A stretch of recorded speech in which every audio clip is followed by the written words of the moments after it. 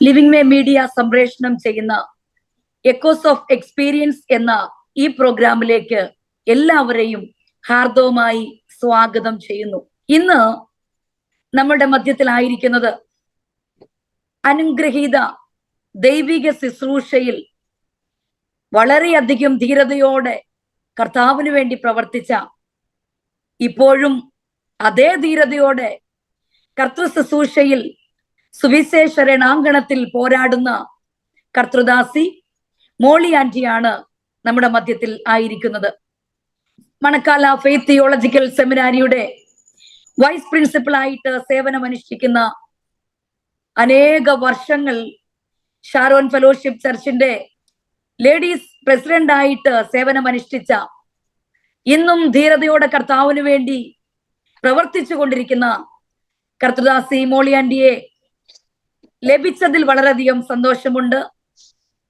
കർത്തൃദാസി തുടർന്ന് നമ്മോടൊപ്പം ചില അനുഭവങ്ങളും തന്നെ പരിചയപ്പെടുത്തുകയും ചില കാര്യങ്ങൾ പങ്കുവയ്ക്കുകയും ചെയ്യുന്നതായിരിക്കും. എക്കോസ് ഓഫ് എക്സ്പീരിയൻസിന്റെ ഈ പോഡ്കാസ്റ്റിലേക്ക് കർത്തൃദാസി മോളി കോശി അവർകളെ ഹാർദവമായി സ്വാഗതം ചെയ്യുന്നു.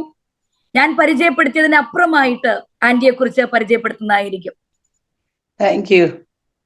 എൻ്റെ പേര് മോളി കോശി എന്നാണെങ്കിൽ ഒഫീഷ്യല് എലിയാമ്മ കോശി എന്നാണ്. ഞാൻ മണക്കാലായിൽ മിസ്സി പറഞ്ഞതുപോലെ മണക്കാലായിൽ ഫെയ്ത്ത് തിയോളജിക്കൽ സെമിനാരിയോട് ബന്ധത്തിൽ പ്രവർത്തിച്ചുകൊണ്ടിരിക്കുന്നു. അതുപോലെ സഹോദരിമാരുടെ ഇടയിലും പ്രവർത്തിപ്പാൻ ദൈവം സഹായിച്ചുകൊണ്ടിരിക്കുന്നു. ബൈബിൾ സ്കൂളിൻ്റെ അടുത്താണ് ഞങ്ങളുടെ ഭവനം. എനിക്ക് 4 കുഞ്ഞുങ്ങളുണ്ട്. അവർ 4 പേരും കർത്താവിൻ്റെ വേലയിലായിരിക്കുന്നു. അവരെല്ലാവരും കർത്താവിൻ്റെ ശുശ്രൂഷയിൽ മണക്കാലയിൽ തന്നെ പ്രവർത്തിച്ചുകൊണ്ടിരിക്കുന്നു. ഞങ്ങളെ ദൈവം അത്ഭുതകരമായി നടത്തുന്നു. 2021 കർത്താവിൻ്റെ ദാസന് ഈ ലോകത്തിൽ നിന്ന് സ്വർഗീയ ഭവനത്തിലേക്ക് എടുക്കപ്പെടുവാനിടയായി തീർന്നു.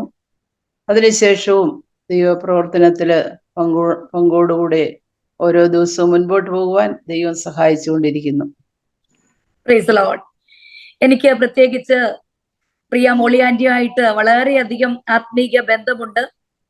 എൻ്റെ ഒരു ആത്മീയ മാതാവാണ്. എനിക്ക് 98 മുതലുള്ള കാലയളവുകളിൽ മണക്കാല ബൈബിൾ കോളേജിൽ പഠിക്കുവാൻ ദൈവം എനിക്കൊരു ഭാഗ്യം തന്നു.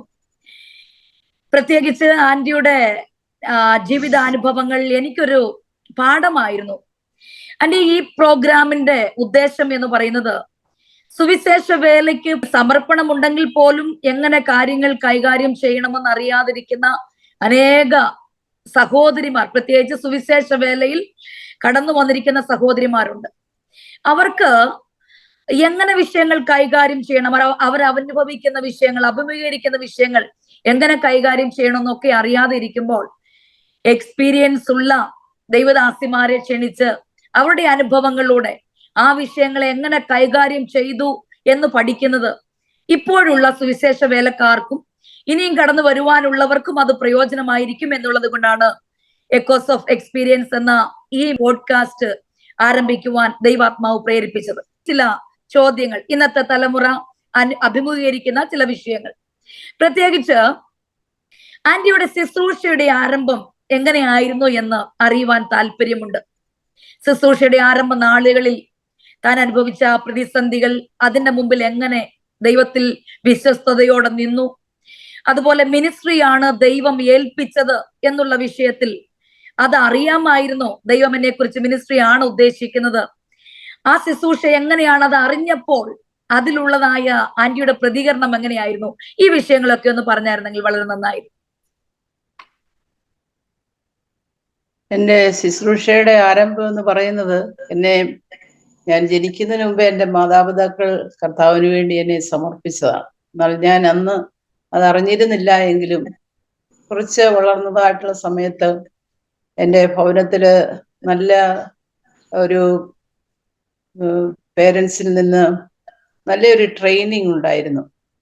അവരൊന്നും പെന്തക്കോസ് അനുഭവത്തിലല്ലായിരുന്നെങ്കിൽ തന്നെയും അവരൊക്കെ ദൈവവചനം രാവിലെ എഴുന്നേൽക്കുകയും കുടുംബ പ്രാർത്ഥനയിൽ സംബന്ധിപ്പിക്കുകയും പ്രാർത്ഥിപ്പിക്കുകയും അങ്ങനെയുള്ള അനേക ട്രെയിനിങ്ങുകൾ ഞങ്ങൾക്ക് തരുമായിരുന്നു മക്കൾക്ക്.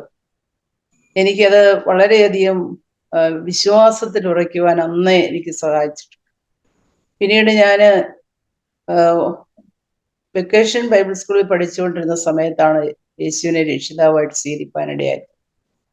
ആ സമയത്ത് കർത്താവിന് വേണ്ടി ഞാൻ എന്നെ തന്നെ സമർപ്പിക്കുവാനിടയായി തീർന്നു.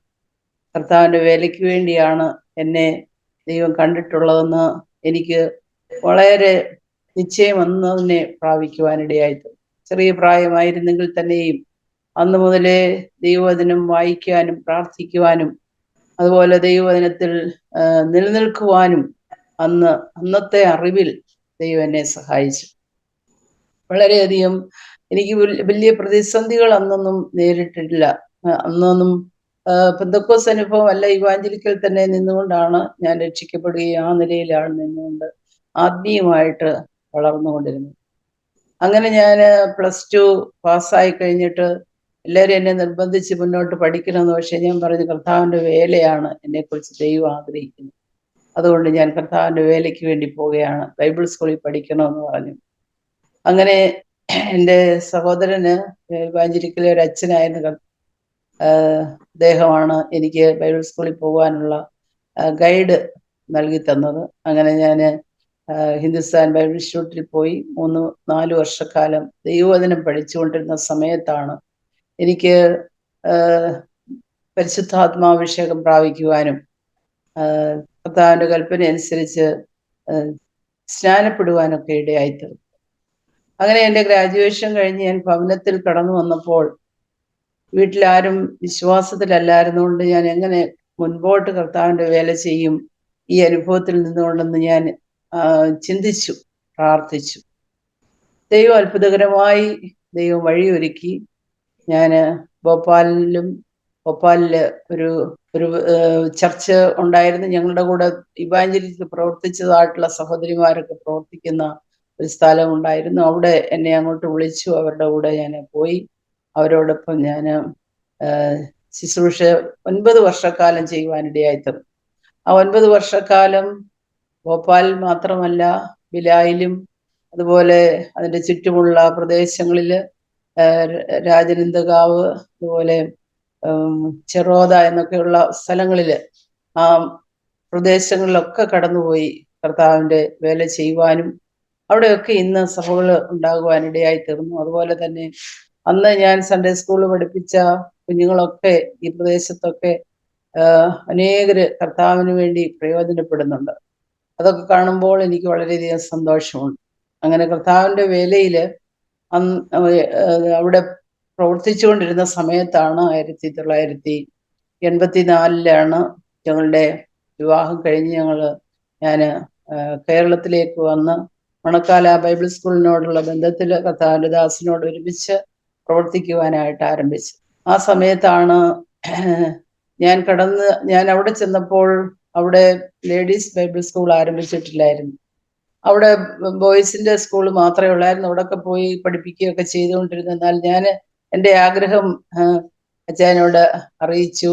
അപ്പോൾ ഒരു ലേഡീസ് ബൈബിൾ സ്കൂൾ നമ്മൾ തുടങ്ങണം എന്ന് പറഞ്ഞ് അങ്ങനെ അതിനൊരു ആരംഭം ഇടുവാൻ 1992 ഇടയായിത്തീർന്നു. ആന്റിയുടെ ദൈവിക ആലോചന ആന്റിക്ക് ലഭിച്ചതനുസരിച്ച് അങ്കിളോട് പറഞ്ഞപ്പോഴാണോ അങ്ങനെയൊന്ന് തുടങ്ങാൻ ഇടയായത്? അച്ഛനും അങ്ങനെ ഒരു താല്പര്യം ഉണ്ടായിരുന്നു. ഞാനും അത് പറഞ്ഞപ്പോൾ അതിനുവേണ്ടി അച്ഛനാണ് ഇനീഷ്യേറ്റീവ് എടുത്ത് പ്രവർത്തിച്ചത്. അങ്ങനെയാണ് അത് ആരംഭിപ്പാനിടയായിത്തീർന്നു. അപ്പൊ ബിൻസി കടന്നു വന്നത് ഏത് വർഷമായിരുന്നു? 98. അപ്പൊ 92 ആദ്യം നമ്മൾ തുടങ്ങിയപ്പോൾ 17 വിദ്യാർത്ഥികളുണ്ടായിരുന്നു. അന്ന് പഠിച്ച എല്ലാവരും ഇന്ന് കർത്താവിൻ്റെ വേലയിൽ പലയിടങ്ങളിലായിട്ട് പ്രവർത്തിക്കുന്നുണ്ട്. അതെല്ലാം ഓർക്കുമ്പോൾ വളരെ സന്തോഷമുണ്ട്. അതെ, എല്ലാവരും ദൈവത്താൽ വളരെയധികം ഉപയോഗിക്കപ്പെടുന്നവരാണ്. പ്രത്യേകിച്ച് പറയാനുള്ളത് ആ ഒരു ദൈവിക ദർശനം, സമർപ്പണം ഉണ്ടായിരുന്നു. അന്ന് കടന്നു വന്ന് പഠിക്കുവാൻ താല്പര്യപ്പെട്ട് കടന്നു വന്ന എല്ലാവർക്കും തന്നെ വളരെയധികം സമർപ്പണത്തോടും ആ ഒരു പ്രതിഷ്ഠയോടും കൂടിയാണ് പഠിക്കാൻ ദൈവം സഹായിച്ചത്. ആ 2-3 വർഷം 4 വർഷം ഒക്കെ പഠിച്ചപ്പോഴത്തേക്കും ഏകദേശം സുവിശേഷ വയലിൽ അധ്വാനിക്കുവാനുള്ള ആ ഒരു കഴിവ് കൂടെ ദൈവം എല്ലാവർക്കും കൊടുത്തു എന്ന് തന്നെ വേണം പറയാൻ. അതുപോലെ ആന്റി മറ്റൊരു വിഷയം, ഈ വലിയ ആന്റി, ദൈവം ആന്റിയെ കൊണ്ടുപോയി നിർത്തിയത് ഒരു വലിയ ഒരു വിശാലമായിട്ടുള്ള ഒരു വയലിലേക്കായിരുന്നു. അപ്പൊ ദൈവം ആന്റി അയച്ച ആ സമയത്ത്, ആരംഭകാലത്ത്, ഈ വലിയതും വിശാലതുമായിട്ടുള്ള ഈ വയൽ കണ്ടപ്പോൾ ആന്റിക്ക് അത് എന്ത് തോന്നുവാനിടയായി? കോശങ്ങളോടൊപ്പമുള്ള ആ ശുശ്രൂഷ എങ്ങനെയാണ് അത് കൈകാര്യം ചെയ്തത്? കാരണം ആന്റിക്ക് ദൈവം ഏൽപ്പിച്ച ഉത്തരവാദിത്വം വളരെ വലുതായിരുന്നു. ആ അനുഭവം, ആദ്യത്തെ അനുഭവങ്ങളൊന്ന് പങ്കുവയ്ക്കാമോ? ഞാൻ മണക്കാലായിൽ കടന്നു വന്ന സമയത്ത് ഒത്തിരി പ്രതികൂലങ്ങൾ ഉണ്ടായിരുന്നു. അത് ആ ഒരു സാഹചര്യമായിരുന്നു അന്നുണ്ടായിരുന്നത്. ഞാനിവിടെ കടന്നു വന്നപ്പോൾ പല നിലയിലുള്ളതായിട്ടുള്ള പ്രതികൂലങ്ങൾ എനിക്ക് ഫേസ് ചെയ്തതായിട്ട് വന്നിട്ടുണ്ട്. എന്നാൽ ആ സമയത്തൊന്നും എനിക്കൊരു ചഞ്ചലവും ഉണ്ടായിട്ടില്ല. കാരണം ഞാൻ വിവാഹം കഴിക്കാതെ കർത്താവിന്റെ വേല ചെയ്യാനാണ് നോർത്ത് ഇന്ത്യയിൽ കടന്നുപോയത്. എന്നാൽ ഈ വിവാഹം ദൈവത്താൽ നിയോഗിക്കപ്പെട്ടതായതുകൊണ്ട് അതിൻ പ്രകാരം ഇവിടെ കടന്നു വന്നു. ആ സമയത്തൊക്കെ വളരെ ദൈവത്തിന്റെ പരിശുദ്ധാത്മാവിന്റെ ഹൃദയത്തോട് സംസാരിച്ചുകൊണ്ടിരുന്നു. ഇത് ദൈവത്താൽ നിയോഗിക്കപ്പെട്ടതാണെന്നും ദൈവിക ശുശ്രൂഷയ്ക്ക് പ്രയോജനപ്പെടുവാൻ ഇടയായി തീരുമെന്നുള്ള ഒരു വലിയ ഉറപ്പ് എൻ്റെ ഹൃദയത്തിൽ കർത്താവ് തന്നു. അതുകൊണ്ട് അവിടെ കടന്നു വന്നു. എന്തെല്ലാം വന്നാലും ദൈവം ഏൽപ്പിച്ച ശുശ്രൂഷയാണത് ചെയ്യുമെന്ന് ഞാൻ നിശ്ചയിച്ചു. എന്നോട് അപ്പോസ്തലനായ പൗലോസോട് പറഞ്ഞതുപോലെ അപ്പോസ്തല പ്രവൃത്തി 20:24 ഞാൻ എൻ്റെ പ്രാണനെ വിലയേറിയതായി എണ്ണുന്നില്ല എന്ന് പറഞ്ഞാൽ, എന്താണ് എൻ്റെ മുമ്പിൽ വെച്ചിരിക്കുന്ന കാര്യങ്ങളൊന്നും എനിക്ക് അറിയത്തില്ല. പക്ഷേ എന്നെ ദൈവം ഇവിടെ കൊണ്ടുവന്നെങ്കിൽ എന്നെ കൊണ്ട് ദൈവം ചെയ്യിക്കാനുള്ളത് ചെയ്യിക്കും എന്നുള്ള ഒരു ഉറപ്പും നിശ്ചയവും എൻ്റെ ഹൃദയത്തിലുണ്ടായിരുന്നു. ആ നിശ്ചയം ഉണ്ടായിരുന്നത് കൊണ്ടാണ് ഭാരപ്പെടാതെ, ഭാരങ്ങളില്ലെന്നുള്ളതല്ല, ഭാരവും പ്രയാസവും ഒക്കെ ഉണ്ടായിരുന്നെങ്കിലും അതിനെയൊക്കെ തരണം ചെയ്ത് കർത്താവിന്റെ ശുശ്രൂഷയിൽ മുന്നേറുവാൻ ദൈവം ഇടയാക്കി. Praise the Lord. അവിടെ നമുക്ക് മനസ്സിലാക്കുവാനുള്ള ഒരു വിഷയം എന്ന് പറയുന്നത്, അപ്പോസ്തലനായ പൗലോസ് പറഞ്ഞതുപോലെ പ്രാണനെ വിലയേറിയതായി എണ്ണുന്നില്ല എന്ന് പറഞ്ഞ അതേ വാക്യമാണ് പ്രിയാന്റിയിലൂടെ കേട്ടത്. ഇപ്പൊ സുവിശേഷ വേലയ്ക്ക് സമർപ്പിക്കപ്പെടുന്ന ഒരു വ്യക്തി പ്രാണനെ വിലയേറിയതായി എണ്ണരുത്. അതാണ് നമുക്ക് മനസ്സിലാക്കാൻ കഴിയുന്നത്. അതിനേക്കാൾ ഉപരി ദൈവിക ശുശ്രൂഷയിലുള്ള സമർപ്പണമാണ് ദൈവം ആഗ്രഹിക്കുന്നത്. അങ്ങനെ ഒരു സമർപ്പണം ഉള്ളവർക്ക് മാത്രമേ മുന്നോട്ട് പോകാൻ കഴിയുകയുള്ളൂ. ആ നിയോഗത്തിലൂടെ മുന്നോട്ട് പോകാൻ കഴിയത്തുള്ളൂ എന്നല്ലേ ആന്റി പറഞ്ഞത്? അത് തന്നെ. ആ ഒരു ഉറപ്പില്ല എങ്കിൽ, ഒരു സമർപ്പണം നമ്മുടെ ഹൃദയത്തിൽ ഇല്ല എങ്കിൽ, നമുക്ക് പ്രതികൂലങ്ങളും പ്രതിസന്ധികളും വരുമ്പോൾ നമ്മളങ്ങ് ചിലപ്പോൾ പിന്മാറിപ്പോകാനും ഭാരപ്പെട്ട് നമ്മുടെ ജീവിതത്തിൽ ക്ഷീണം ഉണ്ടാകുവാൻ, ആത്മീയമായിട്ടുള്ള ക്ഷീണം ഉണ്ടാകുവാനും ഇടയായിത്തീരും. എന്നാൽ അത് ഉണ്ടാകാതിരിക്കണമെങ്കിൽ നമ്മുടെ ആ സമർപ്പണത്തിൽ ഓരോ ദിവസവും കഴിയുന്തോറും ഉറപ്പ് പ്രാപിക്കണം. ആ ഹൃദയത്തിലുള്ളതായിട്ടുള്ള ഉറപ്പ്, ആ നിശ്ചയം. പൗലോസ് പറയുന്നത് എന്താ? ഞാന് നിശ്ചയമില്ലാത്തവണ്ണം അല്ല ഓടുന്നത്. ഇപ്പം പൗലോസിന്റെ ഓട്ടം എന്ന് പറഞ്ഞാൽ നിശ്ചയത്തോടു കൂടെയാണ്. അതുകൊണ്ടാണ് എന്തെല്ലാം പ്രതികൂലങ്ങൾ കടന്നു വന്നപ്പോഴും കർത്താവിന്റെ വേല കർത്താവ് പൗലോസിനെ കുറിച്ച് ആഗ്രഹിച്ചത് പൗലോസിന് ചെയ്യുവാനിടയായിട്ട് നമ്മൾ ദൈവവചനത്തിൽ നിന്ന് വായിക്കുന്നുണ്ട്. അത് തന്നെയാണ് എൻ്റെ ജീവിതത്തിലും ദൈവം നൽകി തന്നതായിട്ടുള്ള അനുഭവം. അങ്ങനെയുള്ളതായിട്ടുള്ള ഉറപ്പോടും നിശ്ചയത്തോടും കൂടെ കടന്നു വന്നുകൊണ്ട് ഒത്തിരി കാര്യങ്ങൾ നമ്മൾ ഉദ്ദേശിക്കുന്ന പോലെ ആയിരിക്കത്തില്ല. പലർക്കും പല നിലയിലുള്ളതായിരുന്നു. എൻ്റെ ജീവിതത്തിലുള്ളത് വ്യത്യസ്തമായ ഒരു അനുഭവമായിരുന്നു. എന്നാൽ ആ വ്യത്യസ്ത അനുഭവത്തിലും ദൈവം എന്നെ നിർത്തി, ദൈവം എന്നെ ശക്തീകരിച്ചു എന്നുള്ളത് എനിക്ക് ഇന്ന് നല്ല സന്തോഷത്തോടുകൂടെ പറയുവാൻ കഴിയും. അതുകൊണ്ട് നമുക്ക് സുവിശേഷ വേലയിൽ ഇറങ്ങുന്നവർക്ക് പ്രത്യേകിച്ച് വേണ്ടത് സമർപ്പണം. ആ ഒരു ഉറപ്പ്, ദൈവമാണ് വിളിച്ചത് എന്നുള്ള ഒരു ഉറപ്പും ആ ഒരു നിശ്ചയമുള്ളവർക്ക് പരിശുദ്ധാത്മാവിന്റെ സഹായത്തോടു കൂടെ മുന്നോട്ട് പോകാൻ കഴിയും എന്നാണ് പ്രിയ ദൈവദാസി പറയുവാനിടയായി തീർന്നത്. ആന്റി മറ്റൊരു വിഷയം കൂടെ, പ്രത്യേകിച്ച് മോളി ആന്റിയുടെ ജീവിതത്തെ ഞങ്ങൾ ശ്രദ്ധിക്കുമ്പോൾ, ദൂരെ നിന്ന് ശ്രദ്ധിക്കുന്ന ഒരാൾക്ക് വ്യക്തമായി മനസ്സിലാക്കാൻ കഴിയും, ഒരു വലിയ ശുശ്രൂഷയുടെ ഒരു ഭാഗവാക്കാണ്, ഒരു ധീര വനിതയാണ് എന്നുള്ളൊരു വിഷയം ഞങ്ങൾക്ക് എല്ലാവർക്കും അറിയാം. ഇപ്പം ആന്റിയുടെ റോളുകൾ എന്ന് പറയുന്നത് വളരെ വലിയ റോളുകളാണ്. പ്രത്യേകിച്ച് ഒരു നല്ല ഭാര്യ, അതുപോലെ ഒരു മാതൃകയായിട്ടുള്ള ഒരു മാതാവ്, ഒരു ശുശ്രൂഷക, അതോടൊപ്പം അനേക വർഷങ്ങൾ സഹോദരിമാരുടെ ഒരു നായകയായിട്ട് ദൈവം നിയമിച്ച ഒരു വ്യക്തി. FTCW ഞങ്ങൾ പഠിക്കുന്ന സമയത്ത് ഞങ്ങളുടെ പ്രിൻസിപ്പൽ ആയിരുന്ന ദൈവദാസി. അങ്ങനെ ഒത്തിരി റോളുകളിലൂടെ ആന്റി കടന്നു പോകുവാനിടയായി തീർന്നു. അപ്പൊ ഇതെല്ലാം ഒന്നിച്ചു കൊണ്ടുപോകുക എന്ന് പറയുന്നത് വലിയൊരു വിഷയമാണ്. ഇന്ന് പലരെയും ശ്രദ്ധിക്കുകയാണെങ്കിൽ ഇതെല്ലാം കൂടെ ഒന്നിച്ചു കൊണ്ടുപോകാൻ കഴിയാതെ എന്ത് ചെയ്യണമെന്നറിയാതെ പലരും സുവിശേഷ വേലയിൽ നിന്ന് പുറകോട്ട് പോകുന്നവരുണ്ട്. എന്നാൽ ആന്റിയുടെ അനുഭവത്തിലൂടെ ഞങ്ങൾക്ക്, പ്രത്യേകിച്ച് ഇന്നത്തെ തലമുറയ്ക്ക്, എങ്ങനെയാണ് ഈ വിഷയങ്ങളെല്ലാം ഒന്നിച്ച് കൈകാര്യം ചെയ്തത്? അച്ഛന് എന്നോട് പറയുമായിരുന്നു, ആവശ്യ സൃഷ്ടിയുടെ മാതാവെന്ന്. ഞാൻ മൺകാലായി കടന്നു വന്നപ്പോൾ അവിടെ ഒത്തിരി കാര്യങ്ങൾ എനിക്ക് കൈകാര്യം ചെയ്യാൻ കഴിയാത്ത നിലയിലുള്ളതുണ്ടായിരുന്നു. വയൽ കൃഷിയുണ്ട്, പശുവിനെ വളർത്തുണ്ട്. അതിന്റെ പാലാണ് പലപ്പോഴും ബൈബിൾ സ്കൂളിലൊക്കെ ഉപയോഗിക്കുവാനിടയായിത്തീർന്നത്. അതുകൊണ്ട് വയൽ കൃഷിയിൽ കൂടെ ഒത്തിരി നെല്ലുമൊക്കെ കൊണ്ടുവന്ന് പുഴുങ്ങി ഉണങ്ങി അരിയൊക്കെ അങ്ങനെയാണ് അന്ന് ഉപയോഗിച്ചുകൊണ്ടിരുന്നത്. അന്ന് ഒത്തിരി പൈസയൊന്നും ബൈബിൾ സ്കൂളിനും ലഭിക്കാറില്ലായിരുന്നു. അതുകൊണ്ട് ഇങ്ങനെയുള്ള വിധത്തിൽ കൂടെ വളരെ ബുദ്ധിമുട്ടോടുകൂടെയാണ് ബൈബിൾ സ്കൂളിന്റെ കാര്യങ്ങളൊക്കെ നടന്നുപോയത്. എങ്കിലും ദൈവം അത്ഭുതകരമായി ദൈവം അത് നടത്തി. അങ്ങനെ അത് തന്നെയല്ല, കുഞ്ഞുങ്ങളൊക്കെ അന്ന് പഠിച്ചുകൊണ്ടിരിക്കുകയാണ്. അവരുടെ കാര്യങ്ങൾ നോക്കണം, ഹോസ്റ്റലിൽ പോകണം. ഞാൻ ചിലപ്പോൾ മിക്കവാറും സ്റ്റേജിൽ കടന്നു പോകും. വിസിറ്റിങ്ങിന് പോകുമ്പോൾ മുഴുവൻ കാര്യങ്ങളും ചിലപ്പോൾ ഞാൻ ശ്രദ്ധിക്കേണ്ടതായിട്ട് വരുന്നുണ്ട്. എന്നാൽ ആ സ്ഥലത്തൊക്കെയും എന്നെ വളരെ അത്ഭുതകരമായി ദൈവം നടത്തി, നല്ല ആലോചന തന്ന് നടത്തിയെന്ന് എനിക്ക് നല്ല ഉറപ്പോടുകൂടെ പറയാൻ പറ്റും. നല്ല ഒരു സഖിയായി യേശുവിൻ്റെ ഒരു സഖിത്വം അനുഭവിച്ചറിയുവാൻ എനിക്ക് ഇടയായി തീർന്നിട്ടുണ്ട്. അതുപോലെ തന്നെ ഞങ്ങൾ 92-ലാണ് സഹോദരിമാരുടെ പ്രവർത്തനങ്ങൾ ഇച്ചിരൂടെ വിശാലമായിട്ട് അവിടെ ഉള്ള ഡിസ്ട്രിക്റ്റിൽ ആദ്യമായിട്ടാണ് ഉണ്ടാക്കിയത്.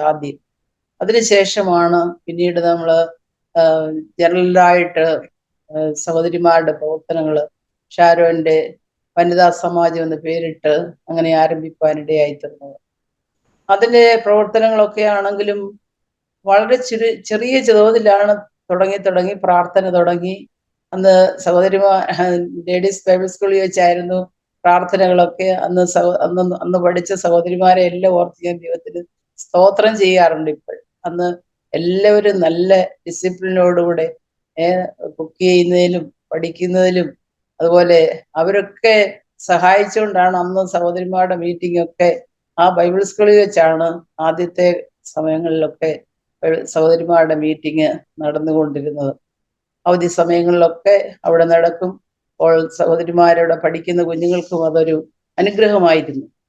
അങ്ങനെയാണ് സഹോദരിമാരുടെ മീറ്റിംഗ് അവിടെ ആരംഭിച്ചത്. അതിന് പോകാനും അതുപോലെ ബൈബിൾ സ്കൂളിലുള്ള സമയത്ത് ഞാൻ സഹോദരിമാരുടെ സ്കൂൾ തുടങ്ങിയപ്പോൾ കൂടുതൽ സമയം അവിടെ ശ്രദ്ധിക്കുവാനും അവിടെ പോകാനും മിക്കവാറും എല്ലാ ദിവസങ്ങളിൽ കടന്നു പോവുകയും ക്ലാസ്സുകൾ എടുക്കുവാനും ചാപ്പലിൽ സംസാരിപ്പാനും അങ്ങനെയൊക്കെ ഉള്ള കാര്യങ്ങൾ ചെയ്യാൻ ദൈവം എന്നെ ബലപ്പെടുത്തി.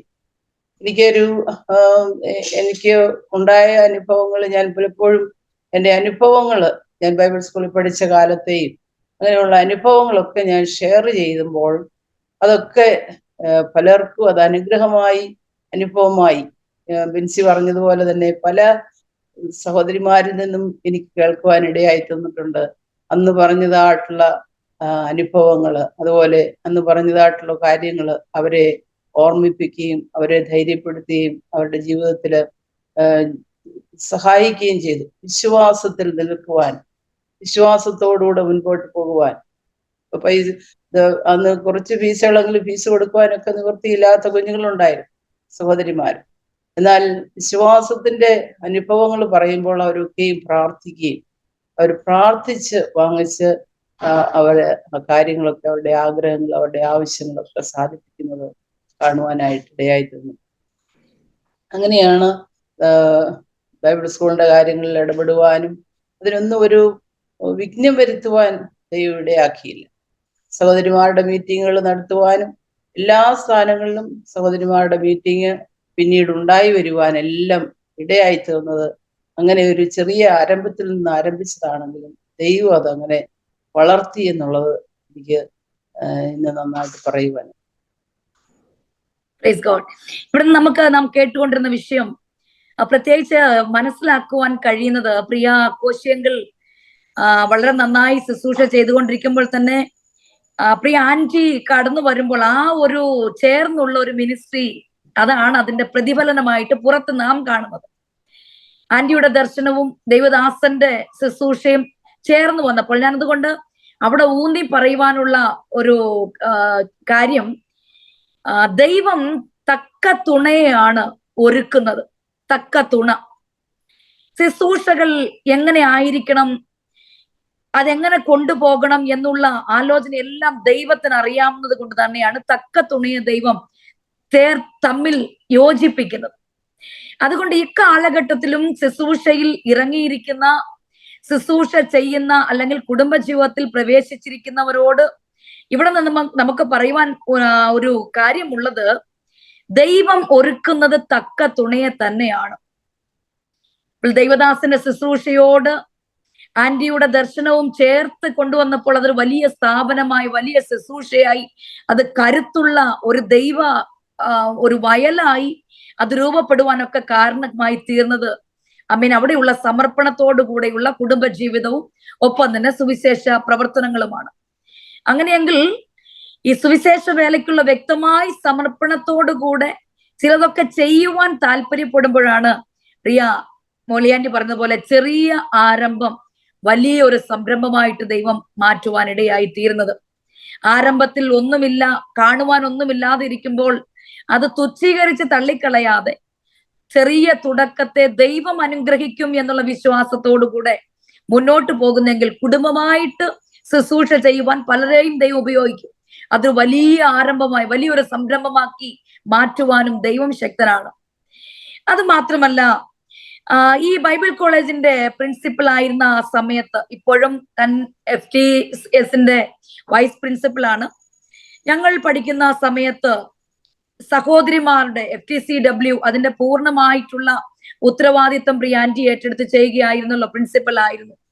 അപ്പോൾ അക്കാലഘട്ടത്തിലുള്ള അനേക സഹോദരിമാർ പഠിച്ചു. അന്നുള്ള ആന്റിയുടെ അനുഭവം, ആ സഹോദരിമാരുടെ സമർപ്പണവും ഇന്നുള്ള സുവിശേഷ വേലക്കാരുടെ സമർപ്പണവും തമ്മിൽ എന്തെങ്കിലും വ്യത്യാസമുണ്ടോ? ഇന്നുള്ളവർ ഇനിയും എന്തെങ്കിലും പുതുതായിട്ട് സമർപ്പിക്കണമോ, അല്ലെങ്കിൽ ആ ഒരു ദൈവിക ശുശ്രൂഷയോട് എങ്ങനെയാണ് ഒരു സ്റ്റെപ്പ് എടുത്തു വെക്കേണ്ട, ഈ കാര്യങ്ങളെ കുറിച്ച് ആന്റി ഒന്ന് പറയാൻ പറ്റുമോ? ബൈബിൾ സ്കൂളിന്റെ ആരംഭഘട്ടങ്ങളിലുള്ള കടന്നു വന്നിട്ടുള്ള എല്ലാ സഹോദരിമാരും വളരെ സമർപ്പണമുള്ളവരായിരുന്നു. കർത്താവിന്റെ വേലയ്ക്ക് വേണ്ടി സമർപ്പിക്കുകയും അവരേത് ത്യാഗവും സഹിക്കുവാൻ തൽപരരായിരുന്നു. അതിനിടയ്ക്ക് വളരെ ചുരുക്കം പേരുണ്ടായിരുന്നു സമർപ്പണം ഇല്ലാത്തവർ. എങ്കിൽ തന്നെയും മുഴുവൻ എനിക്ക് പറയുവാൻ കഴിയുന്നത് 99% പേരും വളരെ സമർപ്പണമുള്ളവരും ഏത് ഡിസിപ്ലിനും അനുസരിക്കുവാൻ താല്പര്യമുള്ളവരുമായിരുന്നു. നമ്മുടെ ബൈബിൾ സ്കൂളിൽ ആദ്യ കാലങ്ങളിലൊക്കെ നമുക്ക് ഇന്റർവ്യൂ നടത്തുമ്പോൾ തന്നെ ഒത്തിരി പേര് വിളിയിൽ നിൽക്കേണ്ടതായിട്ട് അതുപോലെ നമ്പേഴ്സ് ഇന്റർവ്യൂവിന് കടന്നു വരുമായിരുന്നു. നമ്മൾ അതിൽ നിന്നാണ് ഒരു സർട്ടൻ നമ്പർ നമ്മൾ തിരഞ്ഞെടുക്കുന്നത്. അങ്ങനെ തിരഞ്ഞെടുക്കപ്പെട്ട കുഞ്ഞുങ്ങളെ അവരൊക്കെ നന്നായിട്ട് പഠിച്ച് അവർക്ക് ഡിസിപ്ലിൻ, അവർക്ക് ഒരു വെറുതെ ഒരു ഭയമല്ല, ഒരു ദൈവ ഭയം അവിടെ ഉണ്ടായിരുന്നു. ഞാൻ അവിടെ കടന്നു ചെല്ലുമ്പോഴൊക്കെ സമയത്ത് ഞാൻ കടന്നു വരുന്ന എന്നെ ഒരു വലിയ ഭീതിയോട് കാണുന്ന ഒരവസ്ഥയല്ല, എന്നാൽ ഒരു ദൈവ ഭയം അവരിൽ ഉണ്ടായിരുന്നത് കൊണ്ട് ആ നിലയിൽ അവര് കാണുകയും പറയുന്നതൊക്കെ അനുസരിക്കുകയും അംഗീകരിക്കുകയും എല്ലാ കാര്യങ്ങളിലും, അത് ഓരോ ഡ്യൂട്ടികൾ ചെയ്യുന്ന വിഷയത്തിലായാലും പഠിക്കുന്ന കാര്യത്തിലായാലും ലൈബ്രറിയൊക്കെ ഉപയോഗിക്കുന്ന കാര്യത്തിലായാലും എല്ലാ കാര്യങ്ങളിലും അവർ വളരെയധികം സമർപ്പണമുള്ളവരായിരുന്നു. വർഷങ്ങളത് ഒരു 2019 ഒക്കെ വരെ വളരെ നന്നായിട്ട്, പിന്നീട് കോവിഡിന്റെ കാലമായല്ലോ, അതുവരെയുള്ള കുഞ്ഞുങ്ങളൊക്കെ വളരെ പ്രാർത്ഥിക്കുകയും അവർക്ക് അവസരം കിട്ടുമ്പോഴൊക്കെ അവർ ഓടിപ്പോയി പ്രാർത്ഥിക്കുമായിരുന്നു. അതുപോലെ ഗ്രാജുവേറ്റ് ചെയ്യുന്ന ആ വർഷങ്ങളിൽ ആ ഗ്രാജുവേറ്റിംഗ് സ്റ്റുഡൻസ് എല്ലാം ഒരുമിച്ച് കൂടിയിരുന്ന് എല്ലാ ദിവസവും പ്രാർത്ഥിക്കുമായിരുന്നു, അവർക്ക് ദൈവം വഴിയൊരുക്കി കൊടുക്കണമേ എന്ന്. അങ്ങനെയുള്ള ഒരു സമർപ്പണ ബോധമുള്ള കുഞ്ഞുങ്ങളെയാണ് ആദ്യം കാലങ്ങളിൽ പഠിപ്പിക്കുവാനായിട്ട്. എന്നാൽ പിന്നീട് ഈ കാലങ്ങളിൽ അത് അവരുടെ തന്നെ കുറ്റമല്ല. ഇന്ന് ഒത്തിരി ഭവനങ്ങളിൽ നിന്നൊന്നും വേണ്ടവണ്ണമുള്ള സപ്പോർട്ട് അവർക്ക് ലഭിക്കുന്നില്ല. വളരെ സമർപ്പിച്ച് മുൻപോട്ട് വരുമ്പോൾ തന്നെ പേരൻസ് പോലും ചിലർക്ക് നല്ലൊരു സപ്പോർട്ടല്ല. അതുപോലെ തന്നെ ചർച്ചസ്, അവരൊന്നും ഒരു സമർപ്പണത്തിലേക്ക്, സുശേഷയിലേക്ക് നിങ്ങൾ പോകണം, നിങ്ങൾ പോയാൽ നല്ലതാണ്, നിങ്ങളെ ദൈവം അനുഗ്രഹിക്കും, നിങ്ങൾ ആ ഡിസിപ്ലിൻ അനുസരിച്ചാൽ നിങ്ങൾക്ക് അനുഗ്രഹമാണെന്ന് പറഞ്ഞു കൊടുക്കുവാനുള്ള കാര്യങ്ങള്, അങ്ങനെയുള്ള ഒരു സിറ്റുവേഷന് വളരെ മാറിപ്പോയി ഇന്നത്തെ കാലഘട്ടം. അതുകൊണ്ടാണെന്ന് എനിക്ക് നല്ല ബോധമുണ്ട് ഈ കുഞ്ഞുങ്ങളൊക്കെ. എന്നാൽ പ്രോത്സാഹനം വളരെ കുറവാണ്, അവർക്ക് പ്രോത്സാഹനം കുറവാണ്. എന്നാൽ അവരുടെ സിറ്റുവേഷനിൽ അവർ വളർന്നു വന്ന ആ സ്കൂളിലെ അന്തരീക്ഷത്തിലും ഒക്കെ വേണ്ട വിധത്തിലുള്ള ഒരു നേരത്തെ പോലുള്ള ഒരു സമർപ്പണ അനുഭവം ഇന്നത്തെ കുട്ടികൾക്കില്ല. എന്നാൽ അവർ നന്നായിട്ട് പഠിച്ചു പോകുന്നുണ്ട്. അതിനകത്ത് വളരെ കർത്താവ് തിരഞ്ഞെടുത്തവര് നോർത്ത് ഇന്ത്യയിലും ഒക്കെ ഇന്നും പ്രവർത്തിക്കുന്നുണ്ട്. ഇപ്പൊ നമുക്ക് പ്രത്യേകിച്ച് ആന്റി പറഞ്ഞതുപോലെ ഞങ്ങൾ പഠിക്കുന്ന സമയത്തൊക്കെ ഞങ്ങൾക്ക് കിച്ചൺ വർക്കുകളൊക്കെ കിട്ടും. വളരെയധികം ഭവ്യതയോടെ, പ്രാർത്ഥനയോടെ, വളരെ സന്തോഷത്തോടെയാണ് അവിടെയുള്ള ആ ജോലികളൊക്കെ ചെയ്തത്. അതൊക്കെ തികച്ചും ദൈവിക ശുശ്രൂഷയാണ് എന്നുള്ള ബോധ്യത്തോട് തന്നെയാണ് അന്നും ഞങ്ങൾ പഠിച്ചിരുന്ന സമയത്ത് പോയതും ചെയ്തതും.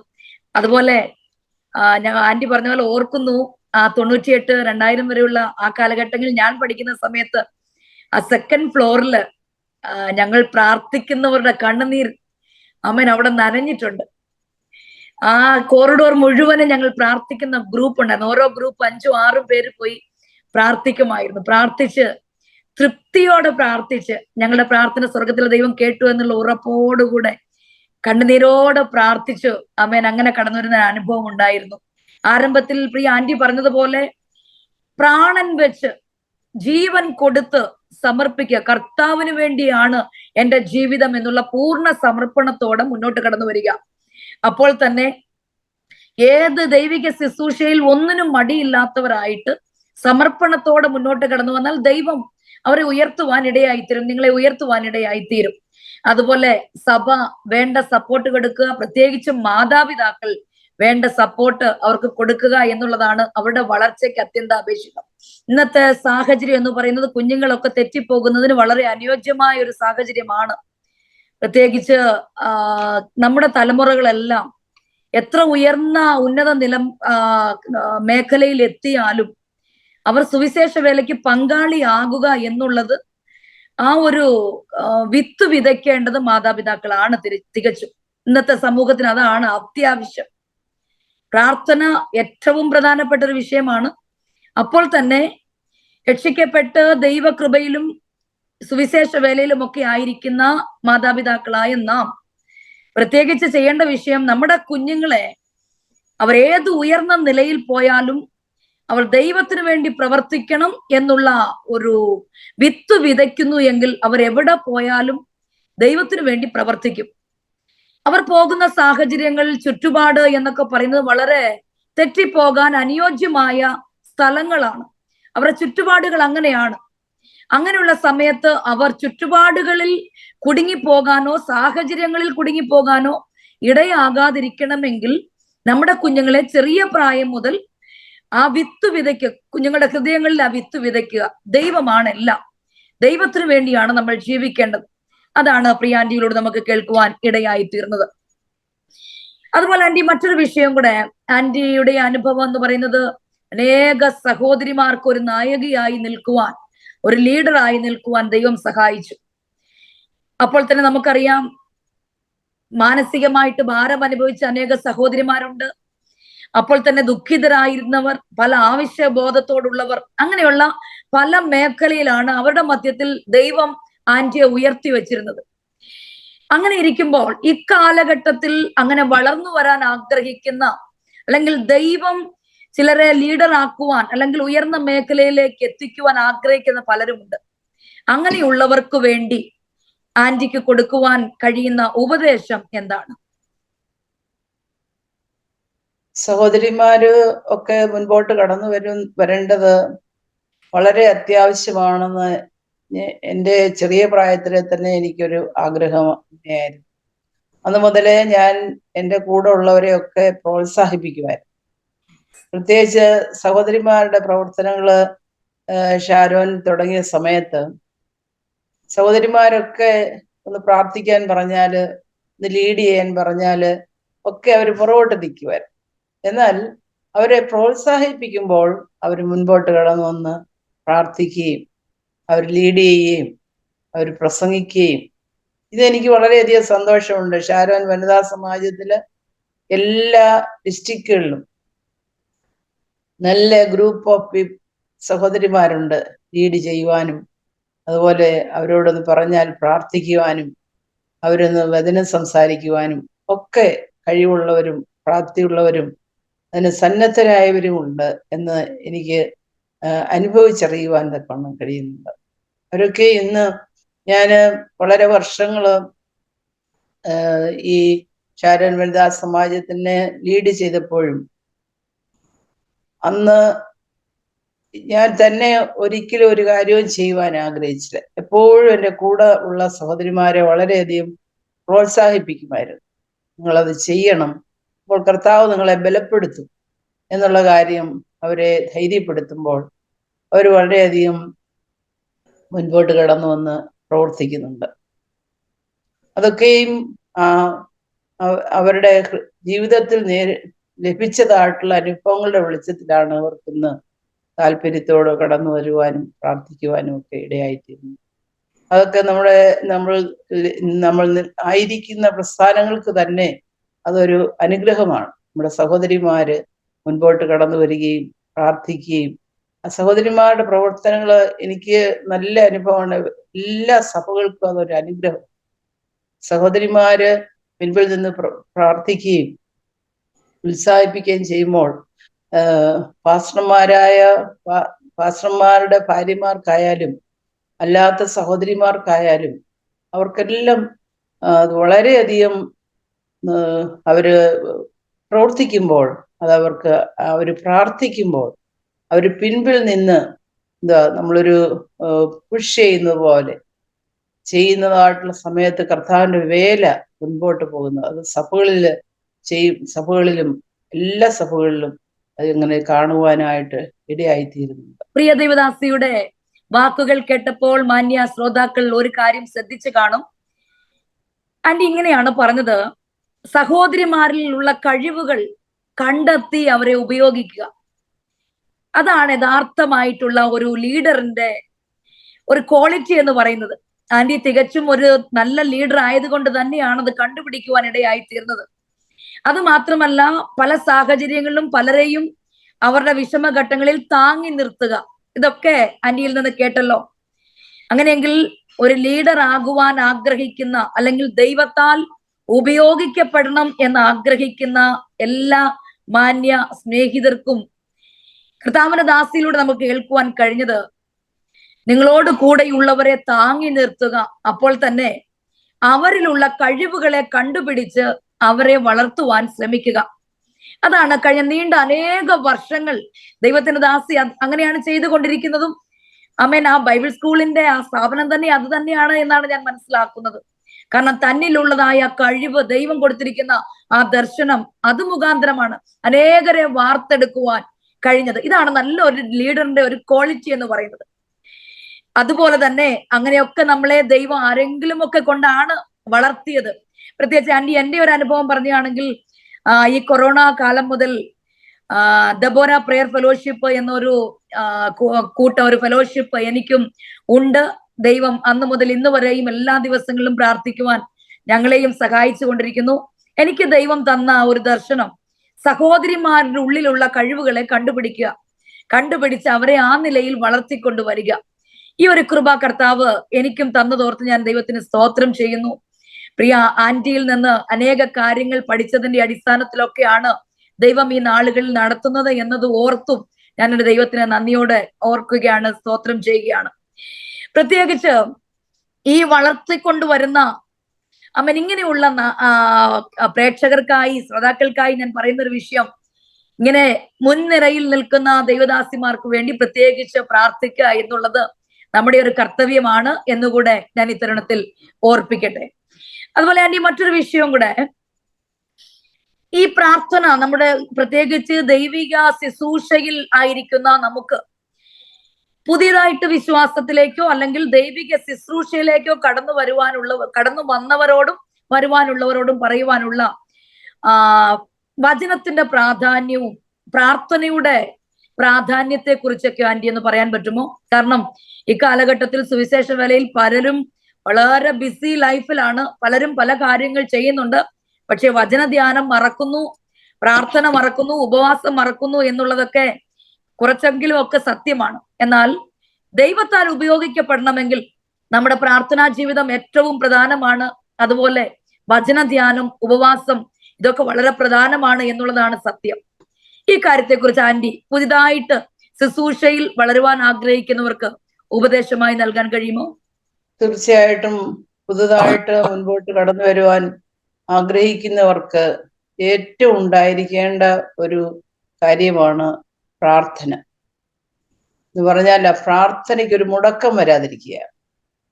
നമ്മൾ പലപ്പോഴും ബിൻസി പറഞ്ഞതുപോലെ ബിസി ലൈഫാണെന്ന് എല്ലാവർക്കും, അത് സഭകളിലായിരുന്നാലും കോട്ടേജ് മീറ്റിംഗ് ആയി, സഹോദരിമാരുടെ മീറ്റിംഗ് ആയി, മാസയോഗമായി, അങ്ങനെ ഓരോ കാര്യങ്ങൾ ഓരോ ദിവസവുമായിട്ട് നമ്മൾ ബിസിയാണ്.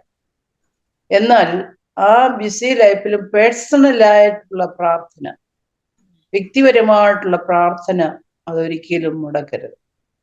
അത് മുടക്കാതിരിക്കാമെങ്കിൽ അവർക്ക് ഒരു ക്രിസ്തീയ ജീവിതത്തില് വളർച്ച പ്രാപിക്കുവാനായിട്ടിടയായിത്തീരും.